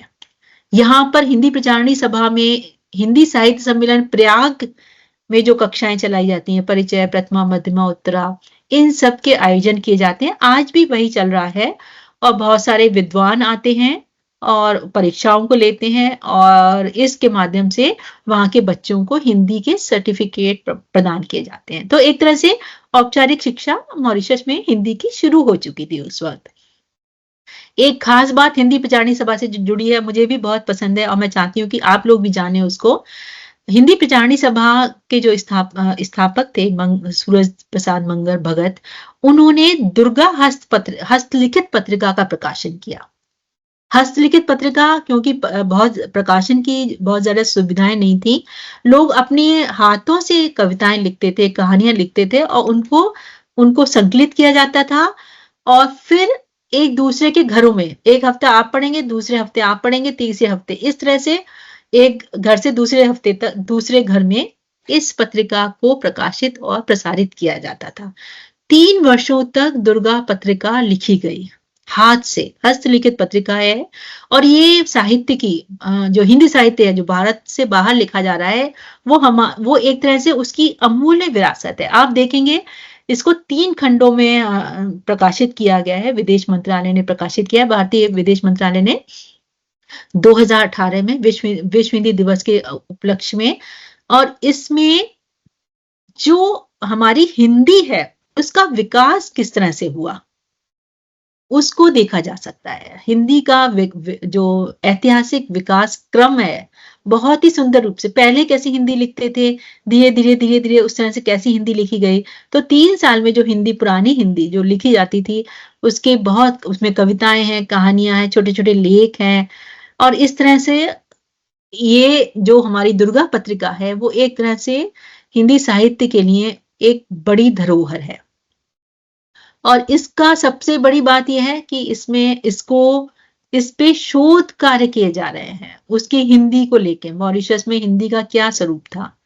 तो ये बहुत उत्कृष्ट बात है कि उस टाइम पर भी लोग हिंदी के लिए, अपने देश की भाषा के लिए, अपने साथ जो भाषा लाए थे उसको प्रचारित और प्रसारित करने के लिए इस तरह से संघर्ष कर रहे थे। छद्म नाम से लिखते थे, उस वक्त लिखने का उनको अधिकार नहीं था, सबके छद्म नाम से लिखे जाते हैं। तो बड़े मुश्किल से ढूंढा गया कि इस नाम का व्यक्ति वास्तव में कौन था। तो ये एक चुनौती थी लोगों के लिए कि जानना आज के संदर्भ में ये कविता किसने लिखी है? छद्म नाम से लिखी है, लेकिन उसको शैली के आधार पे पहचाना गया कि ये इस व्यक्ति की है। तो ये बहुत उल्लेखनीय योगदान मॉरिशस का रहा हिंदी भाषा के प्रचार प्रसार में। अब एक और आए पंडित वासुदेव विष्णुदयाल जी। जैसा मैंने बताया बहुत ज्यादा लोग पढ़ते नहीं थे। महात्मा गांधी क्या कहते कि राजनीति में आपको भाग लेना है अपनी स्थिति को सुदृढ़ करने के लिए। अब अंग्रेजों ने क्या किया था, उन्होंने कहा था कि जब कोई भी व्यक्ति वोट तभी देगा मॉरिशस के चुनावों में यदि वो पढ़ा लिखा होगा। ये बहुत बड़ा चैलेंज था, बहुत बड़ी चुनौती थी। यदि आप पढ़े लिखे नहीं है तो मत देने से वंचित हो जाएंगे। तो जो पंडित वासुदेव विष्णुदयाल आए, उन्होंने क्या किया, वो कलकत्ता से पढ़ के आए थे, 1939 में मॉरिशस पहुंचे थे। तो उन्होंने, वो भारत में भी स्वतंत्रता संग्राम के लिए संघर्ष को देख के आ रहे थे कि किस तरह से लोग यहाँ पर पीड़ित हो रहे हैं, किस तरह से संघर्ष कर रहे हैं। तो उन्होंने क्या किया, सिग्नेचर कैंपेन चलाया। बहुत उल्लेखनीय ये है हिंदी के प्रचार प्रसार में। उन्होंने कहा कि आप अपने अपने सिग्नेचर हिंदी में करो। उन सबको आप कह सकते हैं कि एक विशाल स्तर पर उन्होंने ये कार्य किया। उन्होंने घर घर जाके सब लोगों को लिखना सिखाया। जरूरी नहीं है कि पूरा लिख पाते थे, इसको सिग्नेचर कैंपेन नाम दिया गया था।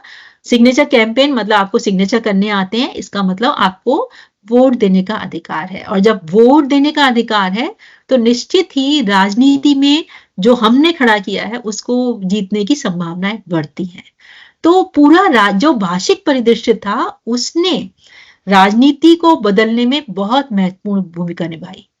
उन्होंने जो पोर्ट लुई है वहां की राजधानी, उसमें हिंदी का महायज्ञ किया और बहुत अच्छी कविताएं लिखते थे। वो कहते थे, ये उनकी एक कविता का दो पंक्तियां मैं बताऊंगी। वो लिखते थे, कहते थे कि यह हिंदी का झंडा आता है, सोने वाले जाग चलो। मतलब किस तरह से आपको चेतन कर रहे हैं वो। यह सूर्य वेद का चमका है, अब काम यहाँ कहाँ तमका है।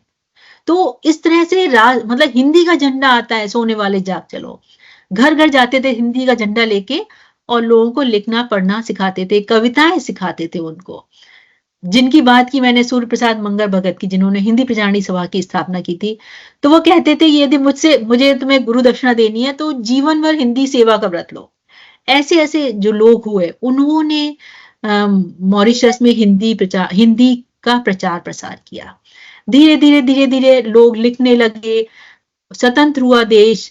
अब प्राथमिक, माध्यमिक तथा विश्वविद्यालय स्तर पर लोग आने लगे, लिखने लगे, काम करने लगे, पढ़ाई लिखाई शुरू हो गई, पत्रिकाएं निकलने लगी वहां से। तो इस तरह से धीरे धीरे मॉरिशस में हिंदी का प्रचार प्रसार हुआ। महात्मा गांधी और जब मॉरिशस स्वतंत्र हुआ 1968 में, उसके बाद से भारत की जो सरकार थी उन्होंने भी मॉरिशस में हिंदी के प्रचार प्रसार के लिए बहुत सारे अपना हर तरह से योगदान दिया। वहां पर 1970 में महात्मा गांधी संस्थान की स्थापना हुई। बहुत भव्य महात्मा गांधी संस्थान है ये। यहाँ पर जो ओरिएंटल लैंग्वेजेस हैं उनकी क्लासेस चलाई जाती हैं, शोध कार्य किए जाते हैं वहां पर। इसी के साथ साथ वहां की सरकार ने भी स्पीकिंग यूनियन की स्थापना की है। स्पीकिंग यूनियंस, जैसा मैंने बोला आपको, वहां पर बहुत सारे समुदायों के लोग हैं जो विभिन्न भाषाएं बोलते हैं। तो वहां पर हिंदी स्पीकिंग यूनियन है, वहां पर तमिल स्पीकिंग यूनियन है, वहां पर तेलुगु स्पीकिंग यूनियन है, वहां पर उर्दू स्पीकिंग यूनियन है, क्रियोल स्पीकिंग यूनियन है, अंग्रेजी स्पीकिंग यूनियन है। तो ये स्पीकिंग यूनियंस वहां के संस्कृति मंत्रालय द्वारा स्थापित की गए हैं और जो उनका प्रयत्न ये रहता है कि उन भाषाओं का विकास हो, संरक्षित रहे, उनका लोप ना हो, किसी ना किसी तरह वो आगे तक चलाई जाती रहे। तो इस तरह से वो अपना योगदान देते हैं। और बहुत सारे लेखक हुए ही हैं, आप जानते हैं। अब मुझे लगता है कि ज्यादा समय बढ़ जाएगा, थोड़ा सा बात करूंगी मैं। जो आधुनिक परिप्रेक्ष्य है उसमें आपने जो सबसे बड़े वहां के लेखक हैं वो अभिमन्यु अनंत हैं। उनकी लगभग 80 हिंदी में लेखन उनका छपा है। 30 के करीब उनके उपन्यास आए हैं और उनका जो साहित्य है उस पर जो शोध कार्य, बहुत ज्यादा शोध कार्य भारत में भी हुआ है।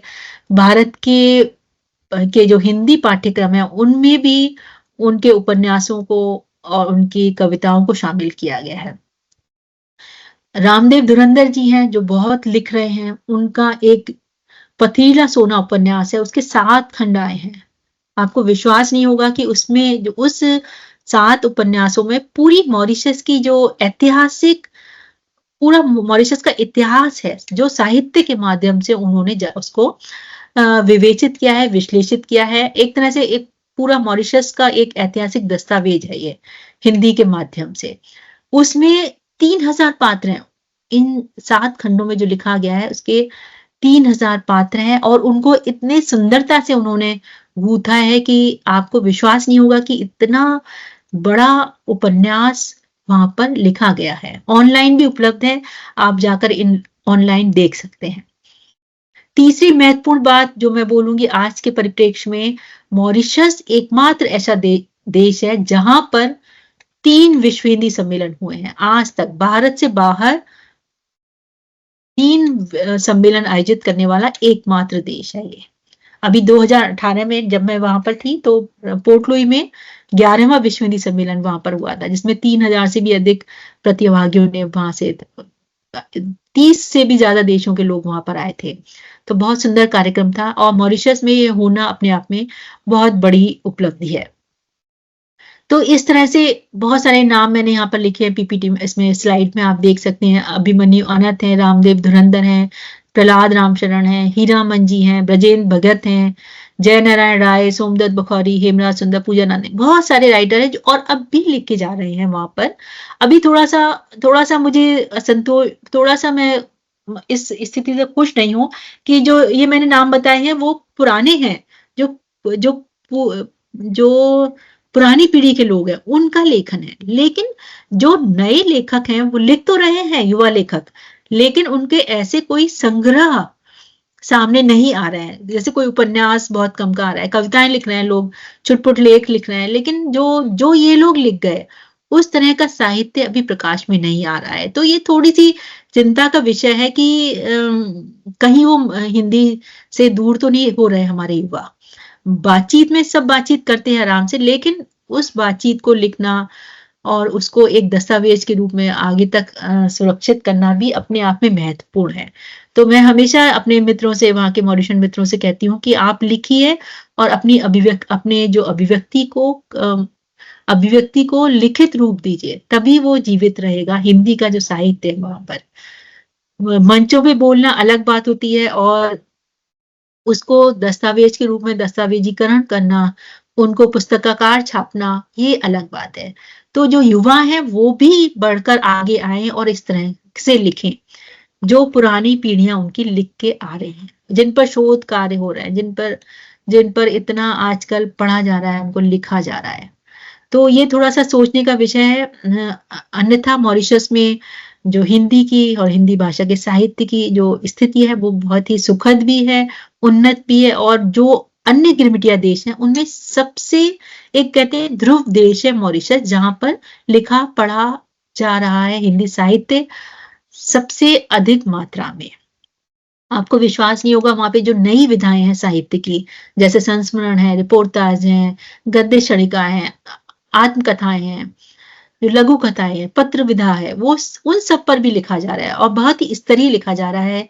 आपको कभी समय मिले तो आप उस पर लिखिएगा और उस पर हम बात भी करेंगे। और मुझे लगता है कि यदि हम जो हिंदी के विद्यार्थी हैं, जो हिंदी के शोध छात्र हैं और जो प्राध्यापक हैं, वो इस दिशा में सोचें और इस दिशा जो उनका लिखा हुआ है उनको किसी ना किसी रूप में अपने पाठ्यक्रम में या अपने विद्यार्थियों को किसी भी तरह से उनको अपने विद्यार्थियों तक पहुंचाएं। तो ये बहुत ही अच्छा प्रयास रहेगा हम सबके लिए, और मुझे लगता है कि आज के लिए इतना ही काफी है। हम बात करेंगे यदि फिर दोबारा मौका मिलेगा। मैंने और भी पीपीटी लिखी थी, रामदेव अनंत जी की कविता लिखी थी एक, लेकिन अब समय बहुत है और मैं आप सबसे अब अपने शब्दों को यही विराम देना चाहूंगी। और मैं आप सबसे कहूंगी कि आप यदि किसी तरह का आपका कोई विचार है जो आप रखना चाहते हैं वो उन सबका आपका स्वागत है। बहुत बहुत धन्यवाद नूतन जी। जैसे दीपक जी से त्रिनाथ की भाषा, संस्कृति, साहित्य को सुना था, वैसे ही रोचक था मॉरिशस का भी। ये सुनकर बड़ी प्रसन्नता हुई कि भारत से जो लोग गए थे बंधुआ मजदूरी की वजह से, लेकिन आज वे उच्च पद पर बैठे हैं। ये तो बड़ी खुशखबरी है। जी जी जो गए हैं वे हमारे ही अंश है। गिरमिटिया देशों के भारतीयों का सहारा देना हमारा भी कर्तव्य है। हमने सुना कि मॉरिशस में जो परिवर्तन हुआ भारतीय बंधुआ मजदूरों में, वो अचानक नहीं हुआ था। उसमें महात्मा गांधी, आर्य समाज आदि का बहुमूल्य योगदान रहा है। कैसे वे लोग अपनी अस्मिता के लिए अपनी भाषा को साथ रखने की कोशिश करते हैं, ये हमारे लिए प्रेरणादायक रहा है। खुशी की बात है कि वहां के प्रतिष्ठित साहित्यकार रामदेव धुरंधर जी हमारे एक सेमिनार में सेंट पीटर्स कॉलेज आए थे। जी 5 साल पहले आए थे, तो बड़ी खुशी की बात है। और इस सेमिनार में भी वो अभिमन्यु आनंद की रचना धर्मिदा, उस पर तो व्याख्यान होगा। नूतन जी आपने हमें मॉरिशस की एक विस्तृत जानकारी प्रदान की। बहुत बहुत धन्यवाद, बहुत बहुत आभार नूतन जी।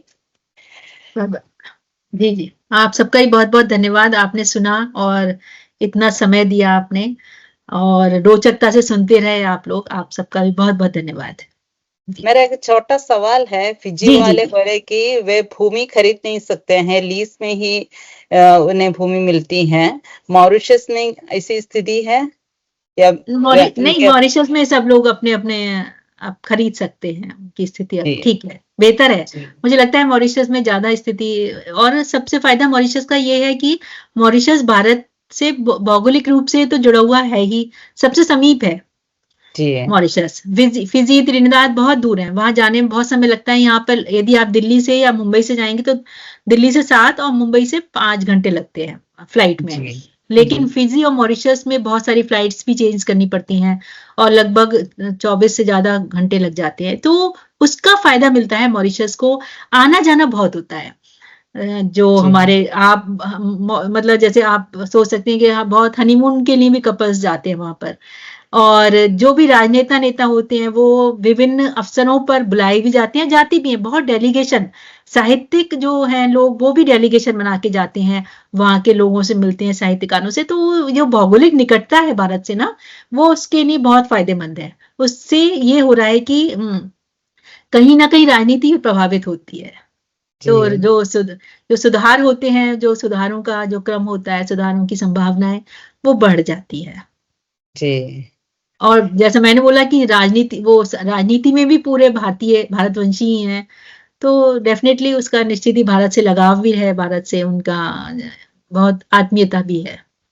और हम सबका इतना सम्मान करते हैं वहां के लोग कि आप जाएंगे तो भारत भूमि से लोग आए हैं, और उनका सपना होता है कि एक बार भारत भूमि के दर्शन जरूर करने हैं। जो सांस्कृतिक यात्रा उनको बोलते हैं, हरिद्वार जाना है उनको, तिरुवनंतपुरम जाना है, त्रिवेंद्रम जाना है उनको, हर जगह जाके उनको अपना पुण्य लाभ करना है। तो सपना हर जो भारतवासी है वहां पर, उसका सपना यही है।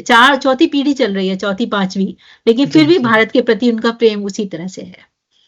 जी। आप में से कोई कुछ प्रतिक्रिया बताना चाहते हैं तो बता सकते हैं, और कुछ सवाल है जो शंकाएं हैं वो भी पूछ सकते हैं। अपना माइक अनम्यूट करके बोलिए।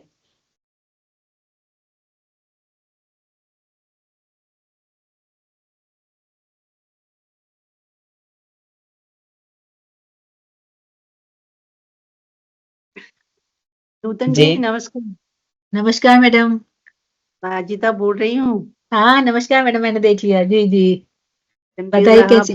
जी जी कल मैं अभिमन्यु आनंद का उपन्यास वही पढ़ रही हूँ, लाल पसीना। लाल पसीना। जी जी सुंदर, बहुत सुंदर उपन्यास। जी से तो मिल गई। बहुत बहुत धन्यवाद। जी जी। और उस लाल पसी जो अभिमन्यु नद, मैं एक बात बोलना भूल गई कि अभिमन्यु नद को मॉरिशस का प्रेमचंद कहा जाता है। हाँ वो ठीक। जी, जिस तरह से उन्होंने वहां पर लिखा, जैसे प्रेमचंद के जो उपन्यासों की विशेषताएं हैं, वही उन्हीं विशेषताओं को, उन्हीं स्थितियों को, उन्हीं घटनाओं को उन्होंने अपने तरीके से मॉरिशस देश के संदर्भ में लिखा है। तो बहुत बहुत अच्छा एक है कि एक संयोग की अभिमन्यु अनंत जी और प्रेमचंद दोनों हाँ, भारत का प्रतिनिधित्व करते हैं। जी ठीक। और सिंधु जी के कॉलेज में जो अंतरराष्ट्रीय संगोष्ठी आने वाली है, उसमें हम्म, मुझे तो करना है, इसलिए तो तटकर तो पढ़ रही हूँ। तो पढ़ना है। बहुत और हाँ, जो हमारी संगोष्ठी आने वाली है उसमें भी आपको अपना बात करनी है, बोलना है। रजिता ठीक। मैम, जी, सिंधु मैम, आपको भी आना है, हम लोग मिलेंगे इस बहाने, है ना? जी जी मिलेंगे। जी धन्यवाद जी आप। जी नमस्कार मैम, मैं ज्योति राठौर हूँ। जी जी धन्यवाद मैम, बहुत नई नई बातें आपसे पता चली। प्रवासी शब्द सुनने में इतना छोटा है, लेकिन उसके अंदर अब जाओगे तो इतना, मतलब उसकी इतनी विशेषता है, और किससे कहाँ तक इंसान पहुंचा है, कितने स्ट्रगल करके पहुंचा है। और फिर देखिए ना, जैसे हम पहले बोलते थे इंडिया पाकिस्तान, ये इतना उधर, तो जी जी। मॉरिशस और इंडिया का भी ऐसा है कि वहां के लोग यहाँ आना चाहते हैं, यहाँ की संस्कृति देखना चाहते हैं। तो ये सारी बातें आपसे सुन के बहुत अच्छा लगा मैम। आपको बहुत बहुत तहे दिल से धन्यवाद मैम, इतनी बहुत अच्छी बहुत जानकारी धन्यवाद। हमें देने के लिए। हाँ, और उसको जो हमारी भारत सरकार ने वहां के लोगों के लिए ओसीआई और ओसीआई कार्ड भी जारी करते हैं, जिसके माध्यम से वो जो आजीवन होता है, हाँ जी। और जो दस्तावेज, जैसे मैंने बताया ना कि आपको रजिस्टर्स थे, है वहां पर रजिस्टर में लिखा जाता था नाम उनका, जब वो आए थे 200 वर्ष पूर्व, तो रजिस्टर्स मेंटेन किए गए थे, उनमें उनका नाम, उनका जाति, उनका उम्र, उनका लिंग, उनका सब कुछ अंग्रेज लोग लिखते थे। आपने जी। देखा होगा ना कि जैसे विष्णु को वहां पे विसुन बोलते हैं, विसुन, हाँ विष्णु नाम नहीं है उनका। तो ये नामों का जो भोजपुरी या एक तरह से जो अंग्रेज थे वो लिख नहीं पाते थे ढंग से, वो प्रोनाउंसिएशन में जैसा प्रोनाउंस उच्चारित किया वैसा ही लिख दिया, तो उनके नाम बिगड़ गए। लेकिन वहां पर सबसे खास बात यह है, जो किसी भी देश में, गिरमिटिया देश में नहीं है, मॉरिशस में है, वो जो रजिस्टर्स हैं, 2500 रजिस्टर है 4.5 लाख लोगों के, जी। उनका, उनकी पूरा विवरण मिलेगा आपको। इतने पुराने दस्तावेज हैं, जैसे छुएंगे आप महात्मा गांधी इंस्टीट्यूट में ये एक म्यूजियम संग्रह बनाया गया है, संग्रहालय, जहां पर ये रजिस्टर रखे गए हैं। अब उनको डिजिटल भी कर दिया गया है, जिससे उनको नुकसान ना पहुंचे। तो मान लीजिए आपको 200 साल पहले के किसी व्यक्ति का जन्म, जाति, कब आया था, कहाँ गया था, वो सारा डिटेल उन रजिस्टर्स में है। और जब ओसीआई कार्ड बनेगा, भारत सरकार बनाएगी उनके लिए, तो उसको अपना रजिस्टर में जो प्रमाण, एक है ना, एक तरह से प्रमाण है कि मैं यहाँ पर आया था, उसमें लिखित है, उसकी फोटोकॉपी महात्मा गांधी संस्थान से लेनी पड़ेगी, और जो काउंसलर सेक्शन है जो हमारा भारतीय उच्चायोग का, वहां पे जमा करनी पड़ेगी, जिससे सिद्ध होगा कि इसके पूर्वज इस टाइम पे आए थे। आने का प्रमाण जो होता है ना, एक प्रमाण, वेरिफिकेशन टाइप का, जैसे उस प्रमाण, इनडायरेक्ट पासपोर्ट समझ लीजिएगा। हाँ बिल्कुल, उसके आधार पर उनको ओसीआई कार्ड मिलता है, जिससे उनको बहुत सारी सुविधाएं मिलती हैं भारत में। तो ये ओसीआई कार्ड की पहल भारतीय सरकार ने की है, बहुत अच्छा है। बहुत सारे अन्य गिरमिटिया देशों में भी है, लेकिन मॉरिशस में उसका स्वरूप कुछ अलग ही है, कुछ अलग तरीके से है। तो जो उनका, जब वो आते थे ना, तो उनको उसमें डाल देते थे, उनका नाम लिख के उनकी वो पर्ची को एक फाड़ा, और उसको एक तांबे की इंडेंटिंग जो क्लिप टाइप की होती थी, उसमें डाल के उनको लटका देते थे उनके गले में, जैसे। ताबीज जैसे। और सबसे खराब बात ये होती थी कि यदि वो खो गया, तो उन बेचारों से 200 रुपए लिए जाते थे उसको बनाने के। अब सोचिए, जिसको 5 रुपए मिल रहे हैं महीना, वो 200 रुपए कहाँ देगा? नहीं देगा, तो उसको इतने दिन के लिए आपको बंधुआ मजदूरी बिना पैसे के करनी पड़ेगी। तो ये अत्याचार थे जो हमारे गिरमिटिया मजदूरों ने सहे हैं। मुझे लगता है ये बहुत दुखद है, लेकिन आप अंदर जाएंगे, अंदर पढ़ेंगे उसको, और जाके, मैंने तो बहुत कम बातें बताई हैं, आप पढ़ेंगे तो आपको लगेगा कि ये वाकई मतलब शोध का विषय है। और ये हमारे लिए गौरव का विषय भी है कि हमने इतने संघर्षों में, हम ही तो थे वो लोग, हमारे पूर्वज ही तो थे, हमारे पूर्वजों ने इतने संघर्ष, इतने जो उनके लिए शोषण हुआ उनका, उसको सहन करके वो ऊपर आए, और उस देश को ही नहीं, अपने को भी पहचान दी, अपने अस्मिता को नए तरीके से लागू किया। आप इतने साल वहां रहे थे मैम, आपकी सबसे पसंदीदा चीज वहां की कौन सी है कि आपको हाँ ये चीज, हाँ इसलिए मुझे मॉरिशस पसंद, हाँ ऐसी कौन सी चीज थी मैम वहां की? नहीं, ये तो एक नहीं, वहां पे बहुत सारी चीजें ऐसी थी जो मुझे अभी तक, मतलब कहते हैं ना जो एक वो रहता है मॉरिशस का, जी वहां के जी लोग इतने अच्छे हैं। सबसे बड़ी बात है वहां के लोग इतने सौहार्दपूर्ण हैं, इतने सम्मान देते हैं भारत से जो आता है, तो प्रेम देते हैं, स्नेह देते हैं। जो बुजुर्ग लोग हैं वो ऐसा लगता है कि हम हमारे माता पिता से ही है। तो कभी मैं अकेली ही रही थी वहां पर जी बेटी के साथ में अपनी, तो मुझे, क्योंकि परिवार मेरा दूसरी जगह था, त्रिनिदाद में थे दीपक जी, तो मुझे कभी ऐसा एहसास ही नहीं हुआ कि हम भारत से बाहर हैं, मतलब अपनों से दूर हैं। ये एक जो अपनेपन की फीलिंग, भारत और मॉरिशस में जो एक संबंध है वो बड़ा अनूठा है। उसको, संबंधों को हम भी जीते हैं, वो भी जीते हैं, दोनों तरफ से है। बहुत खूबसूरत संबंध है। और मैम और एक छोटा सा सवाल पूछ सकते हैं? जी जी, प्लीज प्लीज। जी, जैसे अभी अमेरिका या स्विट्जरलैंड, वहां की हम वेशभूषा वगैरह देखते हैं, तो उसी के तरह भी मॉरिशस का है, या जैसे भारत का कुछ झुकाव वगैरह हम मॉरिशस में देख सकते हैं वहां वेशभूषा पे के सिलसिले में? देखिए, वहां पे मैंने एक बात बताना बहुत इंपॉर्टेंट बात थी, वो वहां बताना भूल गई। जो भोजपुरी समाज है, हाँ जी। गीत गवई करते हैं, वो अपने संस्कारों को, जैसे गीतों को, भोजपुरी संस्कार गीत होते हैं, उन सबको करते हैं। हाँ जो जी। भोजपुरी समाज है जो गांवों में रहता है, वो सारे लोग साड़ियां पहनते हैं, वो महिलाएं वहां सारी भी? साड़ियां पहनते हैं। और यदि बच्चे स्कर्ट्स भी पहन रहे हैं, जैसे फ्रेंच क्रियोल के साथ रहते हैं, हाँ तो स्कर्ट्स, ड्रेसेस चलती हैं वहां पर, हाँ जी। ड्रेसेस भी पहनते हैं, लेकिन वो जो मांग में सिंदूर भरते हैं, बहुत खूबसूरत लगता है वो। जो ऑरेंज कलर का सिंदूर होता है ना, जो हाँ जी, बिहार के लोग छठ पूजा पे देखा अभी होगा छठ आपने। पूजा हुई है ना हाँ मैम कल हाँ, परसों। तो वो ड्रेस पहनेंगी वहां की, अच्छे मॉडर्न ड्रेस पहनेंगी, लेकिन वो सिंदूर भी लगाती हैं। वो तो ये एक इस तरह से, मतलब उनको पता है कि हम सुहाग का प्रतीक होता है सिंदूर, वो उसको ऑरेंज वाला लगाती हैं वो। और जैसे बहुत ही मैम मॉडर्न बहुत विथ ही खूबसूरत। Traditional touch. जी जी जी, बिल्कुल बिल्कुल। और आप, मुझे गीत गवाई स्कूलों में जाने का बहुत बार मौका मिला था। तो जी जैसे ही हम प्रवेश करेंगे, तो सारी महिलाएं और बच्चियां लहंगा, साड़ियां, जो हमारी ट्रेडिशनल साड़ियां हैं, उनको पहन के आपका बाकायदा सिंदूर से, आपका फूलों से आपको वो श्रृंगार वो करेंगी, आपका स्वागत करेंगी।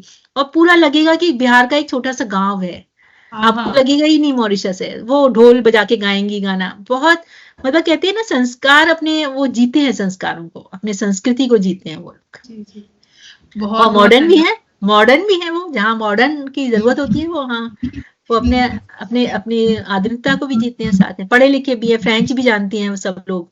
आजकल तो फ्रेंच, क्रियोल, भोजपुरी और हिंदी, 4-5 भाषाएं मॉरिशस का हर व्यक्ति जानता है। तो वहां भी हिंदी की पढ़ाई होती है मैम, जहाँ यहाँ होती हाँ है जैसे? बिल्कुल, महात्मा गांधी संस्थान है वहां, जैसे मैंने बताया, हिंदी प्रचारणी सभा में होती है, आर्य सभा के स्कूल हैं, हाँ और जी। महात्मा गांधी संस्थान है जहां से पीएचडी तक होती है, हिंदी में शोध कार्य भी होता है, BA MA PhD वहां पर होता है। तो यहाँ से ICCR चेयर्स भी जाते हैं, हिंदी चेयर भी है वहां पर, जो वहां पर लोगों को हिंदी में शोध कार्य कराते हैं। बहुत सारे बच्चे निकल रहे हैं हिंदी में शोध कार्य कर रहे हैं। बहुत बहुत धन्यवाद मैम, बहुत बहुत धन्यवाद। धन्यवाद आप सबका, आपने रुचि ली आज के प्रोग्राम, मेरे वक्तव्य में, मुझे भी अच्छा लगा। और किसी का कोई बात हो तो दो तीन थोड़ा मिनट। सा हाँ मैम, जी नमस्ते मैडम। जी जी, नमस्कार। मेरा एक प्रश्न है। नमस्ते नूतन मैडम। जी जी मैं रश्मि हूँ, मैं केरल से बोल रही हूँ। जी जी मैम, बताइएगा। मैडम, ये जो गिरमिटिया लोग थे, उनकी जो दर्द भरी यात्राएं होती थी, और वहां पहुंचकर जो संघर्ष उन्हें सहना पड़ता था, क्या उस पर कोई फिल्में बनी है मॉरिशस में या भारत में? मॉरिशस में फिल्में तो मॉरिशस में बनी हुई हैं, लघु चित्र, नाटक हैं, बहुत सारे जो नाटक लिखे गए हैं वहां पर। फिल्मों, अच्छा। 2-4 फिल्में आप देख सकते हैं जो भोजपुरी में हैं, जो इस तरह के चित्र प्रस्तुत करती हैं। और बहुत सारे नाटक बहुत खेले जाते हैं वहां पर, अपनी पुरानी स्थिति को जी। बता रहे हैं। जैसे कोई भी भारत से जुड़ा कोई, आपको आश्चर्य होगा कि वहां पे स्वतंत्रता संग्राम, भारत में जब यहाँ पे 15 अगस्त होता है, तो वहां पर लाल माटी एक है, स्वराज भवन है, लाल माटी गांव है, वहां पर भारत का झंडा फहराया जाता है, लोग फहराते हैं। यहाँ के प्रधानमंत्री भी, वहां के प्रधानमंत्री भी जाते हैं वहां पर। तो ऐसे माहौल में अपने पुराने दिनों को वो याद करते हैं नाटकों के माध्यम से। कुछ वृत्त चित्र भी हैं, कुछ फिल्में भी बनी हैं, लेकिन भारत में मुझे लगता है कि शायद इस तरह का नहीं है। चित्रों पे तो ऐसा नहीं है, लेकिन उनके उपन्यासों पे भी बहुत सारे चित्र बने हैं। जो अभिमन्यु नंद जी की बात करी, उनके 3 वृत्त चित्र उनकी कहानियों पे बने हैं, उनके नाटकों पे बने हैं, तो उनको आप देख सकते हैं। वो उसके जो चैनल्स हैं वहां पर चलते हैं, उन पे दिखाए जाते हैं। जी मैडम, बहुत बहुत धन्यवाद। वो अश्विनी कुमार पंकज जी का माटे माटे आर्काटिव उपन्यास तो उस यात्रा का जी जी विवरण जी है। जी जी जी हाँ मैम, मिथिलेश कुमार एक जी। सवाल जो अब थोड़ा सा ये कर रहा है जी जी मुझको, बाकी सारी चीजें आ गई हैं, मॉरिशस और भारत के संबंध एक और तरीके से विकसित हुए हैं इधर हाल के दिनों में। वो है एक मॉरिशस, खास करके आर्थिक संबंधों को लेकर के, जहां वो पैसों को मनी लॉन्ड्रिंग के लिए उपयोग किया जा रहा है उसका। और खैर वो तो एक दूसरा प्रसंग होगा, इसको हल्के संदर्भ में ले। जी जी लेकिन जो ये मामला है कि खास करके जो मजदूरों का संघर्ष है, अभिमन्यु अनंत जी ने लाल पसीना में जिस रूप में उसको दिखाया है, जी उन जी संघर्षों को देख करके, और जब भारत में बंधुआ मजदूरी का इतिहास हम देखते हैं, खास करके जब महाश्वेता देवी वगैरह को पढ़े, उनके कहानियों को भी देखें, और उस बंधुआ मजदूरी पर उन्होंने एक बहुत अच्छी पूरी पुस्तक भी लिखी है। जी जी तो जब उसको देखते हैं तो वो एक लगता है कि जैसे कि ये बंधुआ मजदूरी का सिलसिला जो है वो कहीं ना कहीं ब्रिटिश रूल के साथ, ईस्ट इंडिया कंपनी के आने के बाद से वो एक तरह से विकसित हुआ, और उसी पैटर्न को एक तरह से कंटिन्यू करते हुए, उसको एक निरंतरता देते हुए, इसी रूप में यहाँ से मजदूर वर्ग के लोगों को, जो खास करके खेत मजदूर थे, जो अपने खेतों में कृषि मजदूर के रूप में, जिनकी कुछ खेती थी थोड़ी बहुत, वो अपनी खेती भी करते थे, और जिनके पास वो एक कौशल था कि भाई खेती कैसे कर सकते हैं, तो उनको वो ले जाने का काम किया गया। और फिर वहां हाड़तोड़ पसीना बहला कर, कहें कि हाड़तोड़ मेहनत कराने के बाद, खून पसीना सब कुछ एक कर देने के बाद वो किया गया, और फिर उन्हीं के साथ वो अत्याचार और अन्याय की घटनाएं घटी। और कमोबेश देखे तो जो वो तबका है भारत में भी उसके साथ उसी तरह का व्यवहार होता रहा है बंधुआ मजदूरी के साथ, खास करके जब तक बंधुआ मजदूरी से संबंधित कानून नहीं बना था बिल्कुल बिल्कुल। तब तक। तो वैसी दशा में जो एक मजदूरों के जीवन संघर्ष पर, और खास करके गिरमिटिया मजदूरों को कहें, और यदि उसको यहाँ के बंधुआ मजदूरों की हालत पर कहें, तो ऐसे कोई अब तक हमको लगता है कि अध्ययन उस रूप में शायद नहीं हो पाए हैं और बेहतर ढंग से। तो क्या इस दिशा में कोई पहल, या जो अभी विश्व हिंदी सचिवालय, या जिसका मुख्यालय मतलब कि मॉरिशस में ही है, उसकी ओर से ऐसी कोई पहलकदमी हो रही है, या उस दिशा में कोई संभावनाएं बनती हैं? जी जी जी जी हाँ सर, हाँ मैं बताना चाहूंगी कि जो हिंदी में इस तरह का काम बहुत कम हुआ है, लेकिन जो इंग्लिश में, फ्रेंच में इस तरह के जो कंपैरिजन है, वो बहुत सुंदर ढंग से बहुत सारी किताबें उपलब्ध हैं। आपको अंग्रेजी में भी, आप्रवासी घाट जो आप्रवासी केंद्र है, उसके माध्यम से भी बहुत सारी पुस्तकें निकली हैं, जिनमें इस तरह का जो बहुत ही जो रोचक विवरण है वो प्रस्तुत किया गया है। और रोचक बताने के साथ साथ जो फैक्ट्स हैं उसमें, कि कम मजदूर, कितने मजदूर आए, कहाँ आए, कैसे आए, उनकी क्या स्थितियां थी, कितने फीमेल थे, कितना, वो रिसर्च का एक पूरा कार्य है जो अप्रवासी घाट करता है। तो अप्रवासी घाट जब हम लोग थे वहां पे, तो हम लोगों ने उन्हें प्रेरित किया था कि अपने साहित्य को हिंदी में भी अनुदित कीजिए, क्योंकि अधिकतर वो कार्य जो अप्रवासी घाट है वो हिंदी, वो सॉरी अंग्रेजी और फ्रेंच में है, जिससे वो सामान्य पाठक तक नहीं पहुंच पाता है।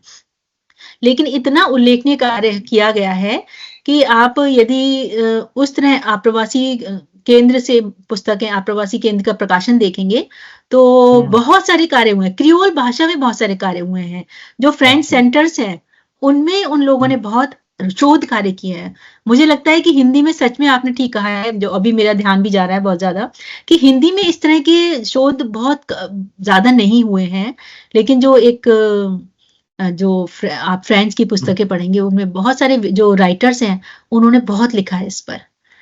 अंग्रेजी राइटर्स हैं, उन्होंने बहुत लिखा। अब तो क्रियोल में भी लिखा जा रहा है, क्रियोल में भी लिख रहे हैं लोग। मेरी जिज्ञासा साथ में यह भी है, मैं इसको फिर से जी जोड़ जी दूं जरा सा कि जी क्या जी इस संबंध में कोई ऐसी पहलकदमी होती है जिसके तहत मतलब कि मान लीजिए कि वहां के कुछ लोगों को जोड़ करके या इधर से भारत के कुछ लोग जो चाहें इस दिशा में काम करना चाहें, तो वो ऐसी कोई संभावना बनती है क्या कि इन नहीं संस्थाओं के नहीं, माध्यम से? देखिए बिल्कुल बिल्कुल बनती है। यदि हमारा भारतीय उच्चायोग इस तरह की पहल करेगा तो निश्चित ही जो महात्मा गांधी संस्थान है उसमें वहां पर हमारी हिंदी चेयर्स भी होती हैं, वो उनके साथ मिलकर, जैसे हिंदी चेयर के रूप में कोई जा रहा है या साहित्यिक प्रतिनिधि मंडल जा रहा है, उनको प्रोजेक्ट दिया जाए, उस प्रोजेक्ट पर वो काम करें, उस पे जुड़े, वहां के लोगों के साथ, जो वहां के पुराने लोग हैं उनके साथ बैठकर दोनों के सहयोग से, दोनों देशों के विद्वानों के सहयोग से इस तरह का शोध कार्य किया जाए।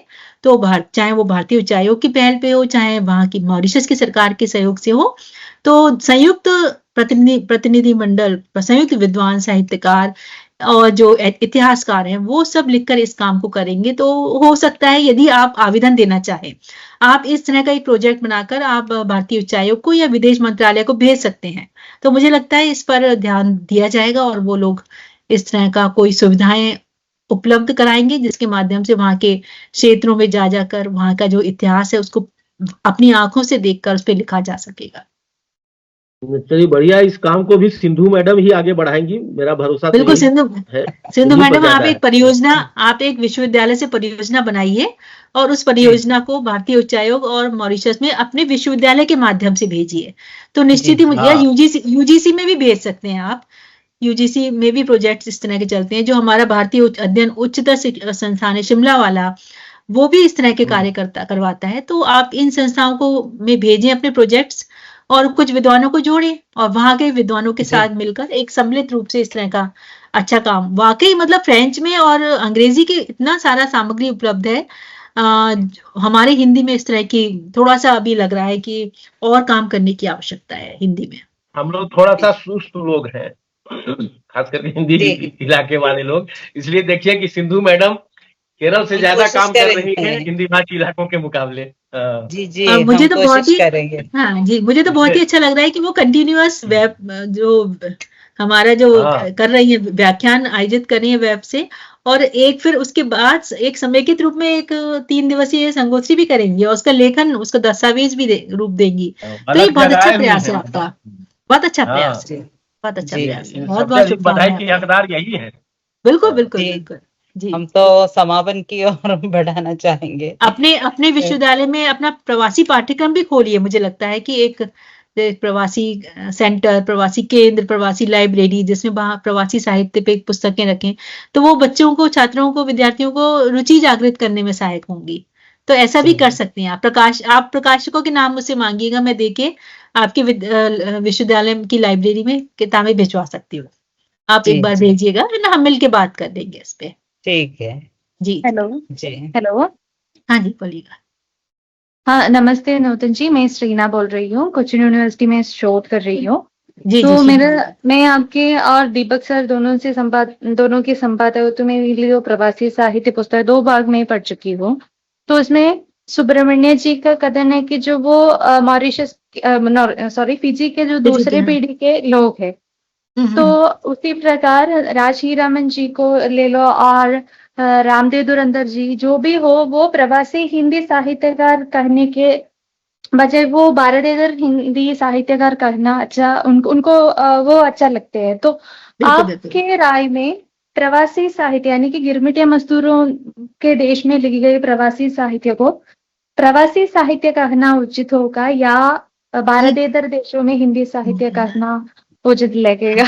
श्रीना जी, ये बहुत एक जटिल प्रश्न है, हो गया है, हम लोगों ने बना दिया है, इसको बना दिया है हम लोगों ने। वैसे बहुत क्लियर कॉन्सेप्ट है ये कि जो प्रवासी जो अभी जो जैसे मान लीजिए रामदेव धुरंधर, वो प्रवासी नहीं है, वो भारत से उनके पूर्वज गए थे, वो तो मॉरिशस के ही है, उनके मॉरिशस के निवासी है, मॉरिशस में जन्म हुआ उनका, तो प्रवासी की श्रेणी में कैसे आ गए? ये सिंपल सी लाइन है जो खींचनी है हम लोगों को। हम जो अभी अम्बेडकर विश्वविद्यालय दिल्ली के ने इस तरह का एक प्रोजेक्ट भी आरंभ किया था जिसमें प्रवासी साहित्य का इतिहास पे, जिसके माध्यम से, लेकिन मेरा जो अपनी राय आप मुझसे पूछेंगी वो मैं उनको प्रवासी साहित्य में मतलब नहीं एथिकली, या आप बोलेंगे उसको एक जो लॉजिकली उसको आप नहीं डाल सकते रामदेव मॉरिशस के जो साहित्यकार हैं, क्योंकि वो मॉरिशस के साहित्यकार हैं। उनको भारत से बाहर लिखा जा रहा हिंदी साहित्य या भारतीयतर हिंदी लेखक, भारतीयतर भी थोड़ा सा अच्छा नहीं लगता है, लेकिन भारत से जो बाहर लिखा जा रहा है हिंदी साहित्य उनमें शामिल किया जा रहा है, प्रवासियों में नहीं आ रहे हैं। प्रवासियों में जो अमेरिकन, जो अभी तेजेंद्र शर्मा जी लीजिए, सुधा उमडिंगडा जी लीजिए, आपकी सुषम बेदी जी लीजिए, आपके रेखा राजवंशी, रीता कौशल, जो बहुत सारे लेखक जो अब यहाँ से गए हुए हैं, जिनका जन्म भारत में हुआ है और वो प्रवास में हैं, वो प्रवासी साहित्य है। या पहले भी ऐसे लोग थे जो भारत से बाहर गए थे, लिखे थे, लेकिन मॉरिशस के जो साहित्यकार हैं वो उसमें नहीं फिट नहीं बैठ रहे हैं। तो उनको संकल्पना क्लियर है ये, लेकिन हम लोगों ने इतना उसको गूढ़ कर दिया गया है, और इस पे बहुत सारे वाद विवाद भी करते हैं आपस में, अपने अपने मतांतर रखते हैं, लेकिन एक सिंपल सी बात है ये, मेरी समझ में तो यही है। जी बहुत सारे बुक्सों में अभी भी ऐसे ही हो रहा है, जो मॉरिशस के साहित्यकारों में या फिजी के साहित्यकारों में प्रवासी साहित्यकार के अंदर ही रखते हैं। तो आगे हम लोग जो मतलब जो शोध करते हैं, तो हम इससे सुधारना पड़ेगा क्या? एक्चुअली मैंने पूछ रही हूँ कि बहुत सारे पुस्तकों में भी शीना जी, एक्चुअली में ना अभी एक ऐसा कोई नाम नहीं मिल पाया है जो सर्वसम्मति से जिसको जो सहमत हो जाए, जिसमें सब लोग ना, कि चाहे भारत से बाहर लिखा जा रहा साहित्य, चाहे भारतीय, एक ऐसा नाम हमें चाहिए जो बिल्कुल अपीलिंग हो। जैसे प्रवासी के अलग हटके सोचना ही नहीं चाह रहा है कोई।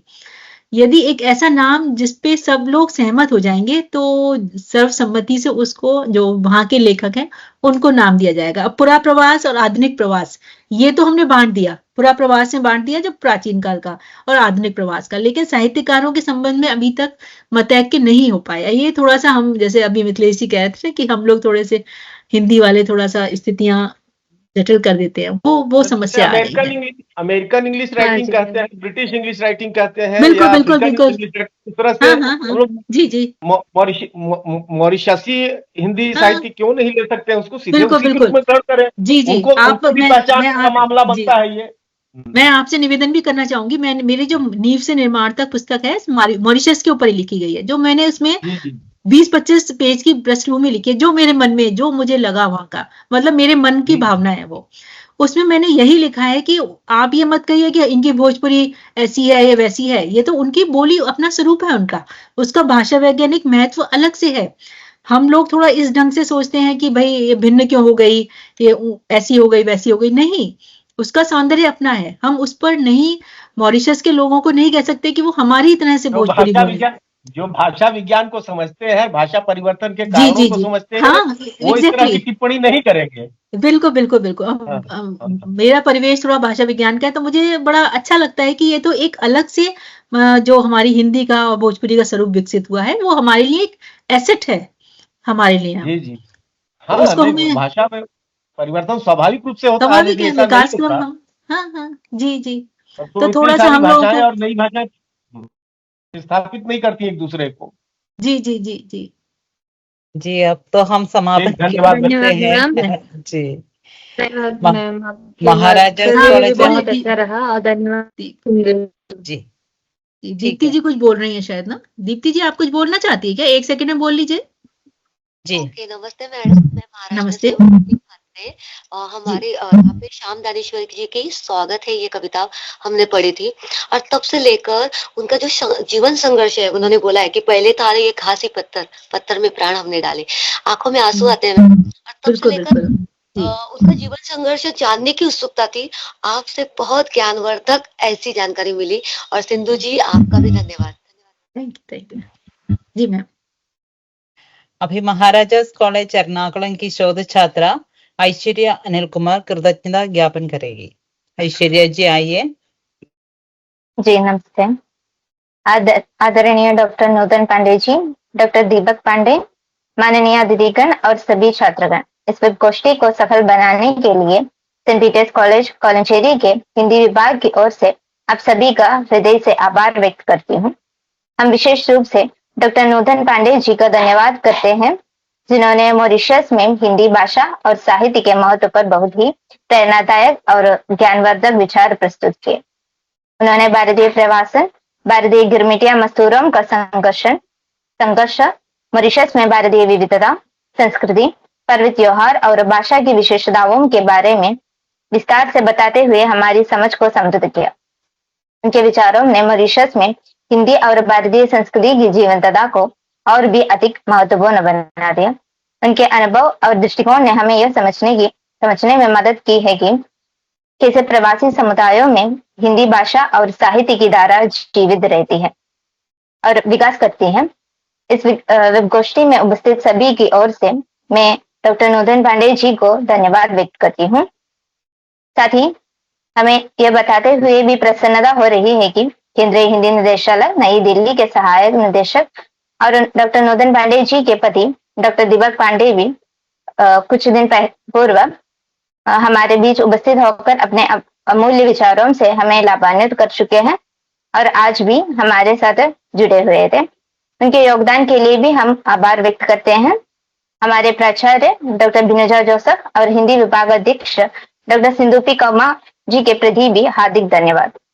कार्यक्रम की संचालिका प्रोफेसर सिंधु टीए का भी विशेष आभार, जिनके समर्पण और प्रयासों के बिना यह आयोजन इतना सफलतापूर्ण संभव नहीं हो पाता। इस वेब गोष्ठी में उपस्थित सभी छात्रगण, प्राध्यापक और शोधार्थियों का भी हार्दिक धन्यवाद, जिन्होंने अपनी उपस्थिति से इस कार्यक्रम को सफल और सार्थक बनाया। हमें विश्वास है कि यह सत्र आप सभी के लिए अत्यंत ज्ञानवर्धक सिद्ध हुआ होगा। आप सभी को एक बार फिर से धन्यवाद।